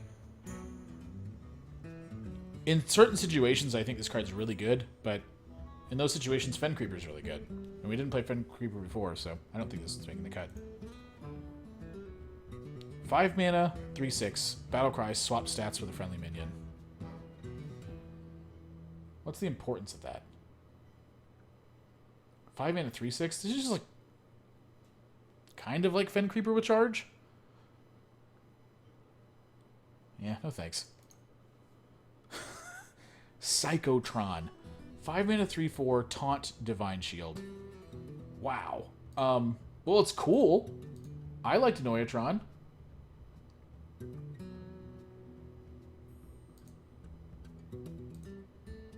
Man, that's going to be a tough one to do, though. Like 5 mana 3/4 Divine Shield with Taunt. I wonder how good that is. This card is great if you're fighting like a curve battle with your opponent. Like if you're forcing your opponent to hero power, and as a result of that, you're getting a much better initiative than what your opponent's doing. That's pretty good. But I don't really know if this is making the cut. I mean, Noyatron was decent because it was 2 mana, so it like offset the aggro battles really well. But right now, there's so many different ways to fight tempo, like red-handing in the turn 5. Yeah, I don't think this guy makes the cut. I think he's a little bit too weak. His stats are just a little bit too weak, I think, for this card to be like super playable. Compared to Sunwalker, well, Sunwalker costs 6 mana and gets +1/+1. Yeah, that's the other thing too. Is actually like this guy's Black Knightable, and there's a lot of good taunts that are rotating in. Black Knight may be a card that kind of walks its way back into the metagame because of this. The benefit of this card is that it's freaking cool. That's the benefit of this card. 5 mana 6/6, Death Rattle, restore 8 health to the enemy hero. I don't like giving my opponent 8 health. I don't think it's horrible, but like if you innervate this guy on turn 3, he's pretty decent. But imagine you're playing Druid and you go 2-drop, 3-drop, 4-drop, and then this is your 5-drop. Well, you just undid all the damage you just did to get +2/+2 on a minion, or +2/+0 on a minion. No thank you. I don't think it's going to be very good. You know, like if you Auchenai your opponent and cast this, that's kind of cool. But, not very good. Doesn't have taunt. Like, 5 mana 6/6 is like, I don't know, it just feels a little bit weak to me. Especially healing your opponent for 8. Because, like, when you're able to combo it, it's pretty cool, but when you're not able to combo it, you just heal your opponent for 8, you're going to be upset a lot of times. So I think there are some situations where this card is, like, probably one of your better options if you're playing, like, a deck that just really doesn't want to deal your opponent damage early, which I don't know why you play that deck. But for the most part, I think this is just going to end up healing your opponent more than you'd like it to. 6 mana 2/8, Scaled Nightmare. At the start of your turn, double this minion's attack. So 6 mana 2/8. Go to my turn, he's a 4/8. Go next turn, he's an 8/8. What? Like, if you play this guy Cold Blood and Conceal it, he's 12 power for 6, 7, 8 mana and 3 cards? Ugh. No way! Like, you play this and your opponent just hits it with a 4/4 and a 3/3 and then hero powers it. And their cards live! Ugh! This is a dragon, though, so that's something to think about. 6 mana 7/6, give your Cthulhu +2/+2 wherever it is. We've seen a lot of options to give Cthulhu +2/+2, and this is, I think, one of the weaker ones. It's big, so this is kind of cool in Arena, but like for the most part, I think this is just super weak. Does it double off temporary buffs? I'd imagine it would. All the temporary buffs seem like they have always been affected by swaps and doubles and things like that. Ancient Harbinger, 6 mana 4/6. At the start of your turn, put a 10-cost minion from your deck into your hand. If this card was 5 mana, I think it would have been really good. But at 6 mana, I don't think this card's making the cut. Like, at 6, he's matching up very poorly versus a lot of the other 6-drops that are out there. And at 5 mana, it would have been matching up really well. And the only benefit you get is that you ensure your 10-cost card on turn 10. It's just too weak. Like, you do get a free card, but the free card you get is 10 mana. But this one is like, 6 mana is hard for this card. Because not only does it have to live for you to get the value, but it's also just not very effective at 6 mana. I think it's just barely too weak. Now, that being said, if everyone is playing like really slow decks where you kind of just blow each other's stuff up and then wait, the fact that you do ensure it on turn 10 could be useful, but I don't think it's going to be. I think this one's a little bit too weak. 6 mana, 2/3, Murloc, Corrupted Seer. Battlecry, deal 2 damage to all non-Murloc minions. That's a lot of mana for very little stats. I mean, I guess if you get to like swing the board, like I can see like in some of the aggro matchups, if you're playing Murlocs and your opponent's not, like you get to 6 mana, you play this guy, it blows up your opponent's board, and then you're left with 2 or 3 minions afterwards. Like I could see that being a thing, but I think for the most part, this is going to be too weak. 6 mana is a lot of mana to pay for a 2/3 body. Like, look at the last one, it was a 4/6. So the situations where this is good is you're playing Murlocs, your opponent's not playing Murlocs, you have this card on turn 6, they have stuff you can blow up, you also have a board presence with it. Whether or not this is a 2/3 body or not doesn't really matter that much. Probably not playable. 6 mana, 4/4. At the start of your turn, reduce this card's cost by 1. It's kind of interesting, at least, because it just builds up. But if you have this card in your hand at the beginning of the game, like say you mulligan and you have this card, on turn 1 he costs 6 mana, on turn 2 he costs 5 mana, on turn 3 he costs 4 mana, on turn 4 he costs 3 mana, on turn 5 he costs 2 mana, on turn 6 he costs 1 mana, on turn 7 he costs 0 mana. If you can manage to operate on... If you can manage to operate on one less option, this card could be a really sick swing onto the board, but that's a lot of time to wait. Turn 1 he costs 5 mana. Are you guys 100% positive of that?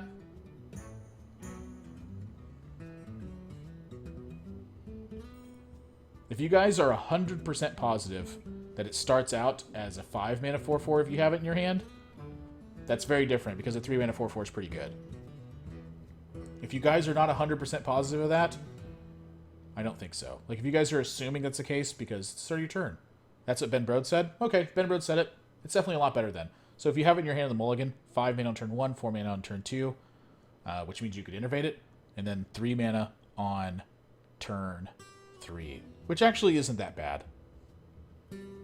Yeah, I think this card's playable. I don't think it's, like, insane, but this is a card that, like, you're going to want to toy around with in some of your decks to see if you could just get a very effective minion for cheap. And even then, on turn 3, like, if you have something else to play, and then you can just wait and let this guy be free on turn 6, that'd be really good. Yeah, I think this card's fine. It's not, like, bust or anything, but it's okay. 6 mana, 5/5, Battlecry, add 2 bananas to your hand. Mukla, Tyrant of the Veil. 6 mana, 5/5s are kind of weak. We've seen 5 mana, 6/5s already. And 2 bananas in your hand, is that worth 3 mana? Like, would you pay 3 mana to draw 2 +1/+1, or to create 2 +1/+1 cards that cost 1 mana each? Probably not. If the bananas have different effects, like, do you remember that brawl where you got the different bananas based on what happens? If those are the bananas, that could potentially be different. But as of for now, I think you're just getting 2 bananas, and I don't think it's very good. It's not horrible, but it's not good. Bog Creeper, 7 mana, 6/8 taunt. Every time I see a card like this, I just look at it and wonder why. Grotesque Dragonhawk, 7 mana, 5/5 Wind Fury. 7 mana, 4/6 Twin Emperor Veclor. Taunt. If your Cthulhu has at least 10 attack, summon another Emperor. So this card, if your Cthulhu has 10 or more attack, summons 2 4/6 taunts. Whoa. That's good. Now, the problem with this card is that it's a little bit narrow. You have to be playing Cthulhu decks. You have to have boosted your Cthulhu to this point. You have to have 7 mana open.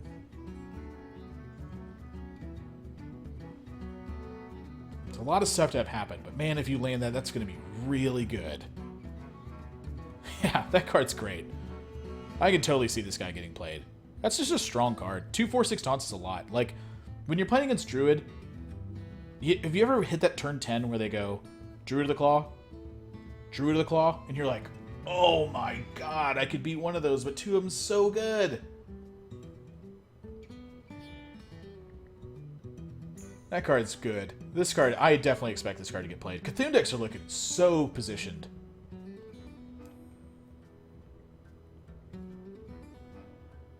I'm not going to brand anything. You guys need to really stop playing Brand as much as y'all are. Brand's a good card when you land it in the right situation, but my best brands have been Brand Antique Healbot. I've never landed a Bran and a 7-cost card with it. Like, very rarely, if ever. Like, I think I've copied Boom's effect maybe once, and I play like 50 hours of Hearthstone a week. It's really hard to land that. If you do, though, it's good. But this guy's definitely good. He's just good on his own, too. Like, in the Cthulhu decks, include this card. Very strong option. There's the twin. Hogger, Doom of Elwyn. 7 mana, 6/6. Whenever this minion takes damage, summon a 2/2 null with taunt. So for 6 mana, or I'm sorry, for 1 extra mana, I get +2/+2, but I don't get a 2/2 taunt at their return. Yeah, that's not very good. I think this card's just worse than regular Hogger.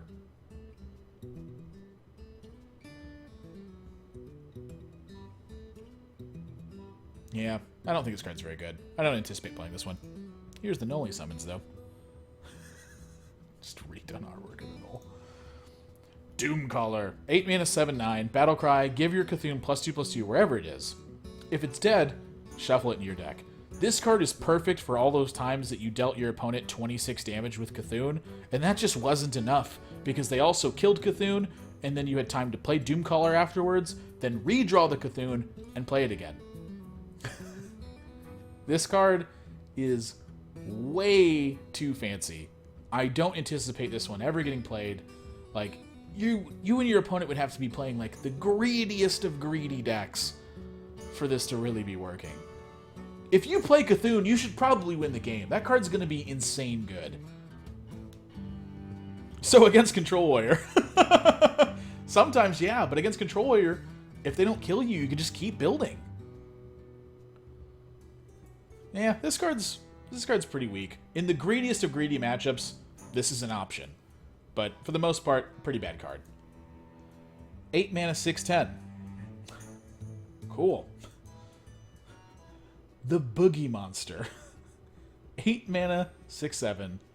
When this attacks and kills a minion, gain +2/+2. How is this better than this card? Like, that step up is a legendary. No way, man.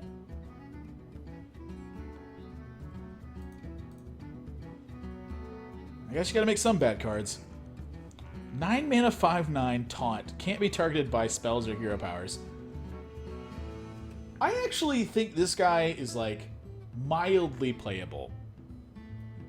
Like, I'm trying to think of how many times that I've, like, played a taunt and my opponent's just, like, fireballed it or polymorphed it. I'm like, crap. They can't do that to this guy. They actually have to just attack it. It's not horrible. There's probably going to be plenty of people out there who can dust this card, but you know me. I'm not a duster. I don't dust stuff. I think this card's reasonably playable. Blood of the Ancient One. 9 mana, 9/9. If you control 2 of these, at the end of turn, merge them into one, the Ancient One. If you play a 9 mana, 9/9, and it lives, and then you play another 9 mana, 9/9, you don't need the Ancient One. This is a card that's challenging you to make it into something. This card I don't think is designed to be a competitive card. I think it is designed to seriously see if you can make a 30/30 and kill your opponent with it. That's the only reason this card was made, is so that Trollden could have some highlight of this. I'm convinced that's it. I'm probably going to dust these. And I don't like dusting stuff. But when am I ever going to use this? Ooh, now we get the big ones. 10 mana, N'Zoth the Corruptor. 5/7, Battlecry. Summon your Death Rattle minions that died this game.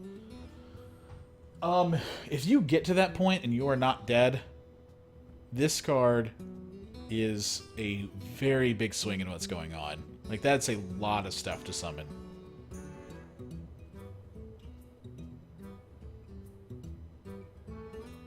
Goodness. This is going to be hard, though. 10 mana is a lot.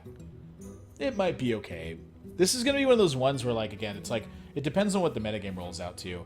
If it's like this very slow, like, 1-for-1 grind that you're playing, and then you play this guy and your opponent doesn't have Brawl, that's good. But, feels a little bit too weak. It's probably a little bit too weak. Yashar, Rage Unbound. 10 mana, 10/10. At the end of your turn, put a minion from your deck on the battlefield. We didn't play Varian until very recently, and even then I think it's kind of skeptical. I don't see this one getting played either. Like, 10 mana, 10/10, get a guy from your deck? Ugh. Gosh, there's so many better 10 mana cards. Thumbs down for me. 10 mana, 7/5, Battlecry, cast a random spell for each spell you've cast this game. Obviously, this card targets chosen randomly. Obviously, this card's really cool, and this is like a really big highlight card, and this is like a really big, stupid, let's see what happens card. But I don't think this is very good. Like, on stream, we watched it kill itself twice. It's funny, but it doesn't make it very good. I don't anticipate anyone ever winning a tournament with this card. I really don't. I see someone winning a tournament against this card, but not the other way. This card is a yoke. I agree. It's going to be cool. You're going to see plenty of highlights from this card. I personally will not be giving it a try. 10 mana, 12/12. Death Rattle, put all dragons from your hand on the battlefield. So prerequisites. We have to get to 10 mana. We have to play a 12/12. We have to have dragons in our hand if our opponent kills it. If they don't kill it, it is a 12/12. Getting to 10 mana and then not dying the following turn, and then also having the body end up being impactful, that's pretty hard to do.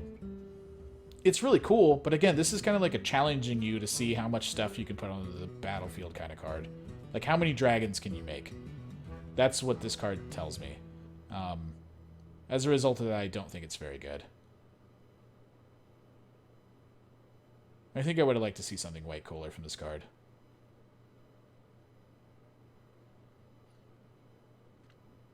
How does this card work if you have a duplicate online? So it dies, Death Rattle happens, duplicate procs, I think? I don't really know the order of that. I'd be interested to see that. Faceless Behemoth.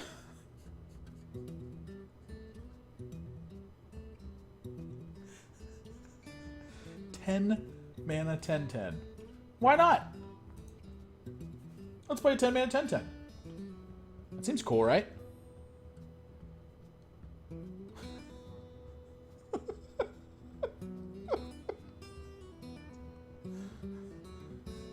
Nice one, Blizz. The Big Bad Mamma Jamma, which I think is going to be very good. Cthulhu, 10 mana, 6/6. Battlecry, deal damage equal to this minion's attack, randomly split among all enemies. Wow, I mean, the whole set, we've just been looking at cards that build to this over and over and over again. This card feels insane to me. Like, if you go 1-for-1 and you play Cthulhu before your opponent plays Cthulhu, you probably have just won the game.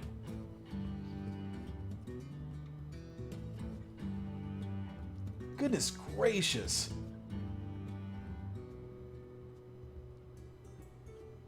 Do you really need to scoff at each and every vanilla card? I just think it's funny. Like, I just look at a 10 mana 10/10 and I'm like, alright. Thanks. It's just funny to me, man. This card is so good.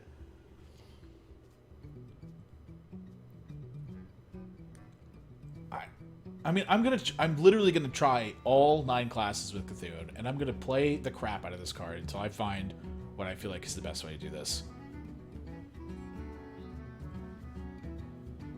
Wow, what an insane good card. Like, the prerequisite to this card is cast cards and live until you draw it and have 10 mana, and then it deals, like, 14 to 20 damage. Wow. So good. Goodness gracious, I can't wait. And that's going to wrap it up. All 100 and some odd cards. I don't really know what they all are. It's that part of the stream. Favorite card in the set? Well, I certainly think Cthulhu is taking the cake, from my opinion, for one of the strongest cards. I think Ragnaros Lightlord is really insane. It's a great stabilizing card. Really like Fiery Bat. I think it's just a strong option for Hunter. Really like Infested Wolf. That card seems really strong as well. Call of the Wild. I think this card is insane as well. Favorite card in the set? Mire Keeper is certainly up there with me, but man, I really like Fandral Staghelm. I think this card's just cool. He's got great art too. I can't wait to make a gold one of those. Druid Arakoa, I really like this one. Miss Ops First Mate. This is a tough one, man. This one, I love this card. Oh, that's the wrong button.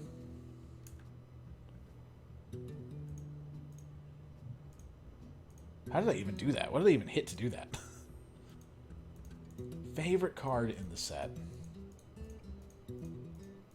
What do you guys think, too? Tweet at me and let me know some of your favorite cards in the set. I really like the Shadowward Horror. The more I thought about this card, the more powerful it seems to me. I want to know what you guys think also. Like, what's your favorite card in the set? Mine's definitely Flame Wreathed Faceless. Just a 7/7 for 4 mana. I think my favorite card in the set's got to be Zerael. This card is so cool. It can provide so much value. It can just, like, win the game on its own. Goodness gracious, this card's awesome. Zerael's up there. Yeah, I think I'm taking Zerael for my favorite card. I definitely like Cthulhu a lot. I think Cthulhu's very powerful, though. Like, I'm looking forward to playing Cthulhu because I think the card's extremely strong. But my favorite card is somewhere between Ragnaros Lightlord, Call of the Wild,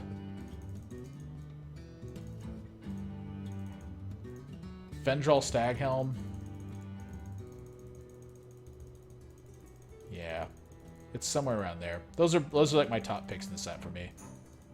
I think those are all really cool cards. And Zerael. I think Zerael's probably my favorite one. Really looking forward to it. Yeah, so I'm going to take a quick break in my stream, and then when I come back, I'm just going to continue my stream as I normally do. The review lasted about 3 hours so far. Been really happy with it. I'm glad you guys could join me. If you guys looking for more Hearthstone stuff, obviously, following the channel is a great way to stay up to date with everything. I stream 5 days a week, Monday through Friday, from 12 p.m. Pacific to 6 p.m. Pacific, unless I'm traveling or competing in an event or something like that. Or casting. I have casting coming up this weekend. If you guys, you may have been checking out the ad that I have run in the lower left. On April 29th through May 1st, EGLX is taking place, and I'm heading out there to cast that event. It's a 10K event in Toronto that's going to be happening. Really looking forward to that one. Going to be casting it with Chalky. I am casting the One Nation of Gamers event at PAX East this weekend as well. It's going to be Friday, Saturday, and Sunday. There's a ton of Hearthstone that's going to be going on there. If you guys want to check it out, it's at One Nation of Gamers. To catch the action for that. And then, of course, the best way to stay up to date with everything I'm going to be doing is through Twitter. Whether it's updates to the stream schedule, any content I produce, any tournaments I'm competing in or casting in, all that stuff's going to go through Twitter at some point. So if you guys don't have Twitter, I really encourage you to get it. It's just such a fantastic way to enhance Hearthstone. Like, if Hearthstone's a big hobby of yours, I promise you can find something on Twitter that can enhance that. So I'm going to take a quick break with this. When I come back, I'm going to start playing some Hearthstone, and we can just hang out and talk about the new set with you guys. If you guys have any questions, you can feel free to tweet them at me at Thatsadmirable, or you can just hang out in the stream and talk to me there. But I'll be right back in just a few minutes, and then after that, we'll be playing some Hearthstone. So thanks for joining me.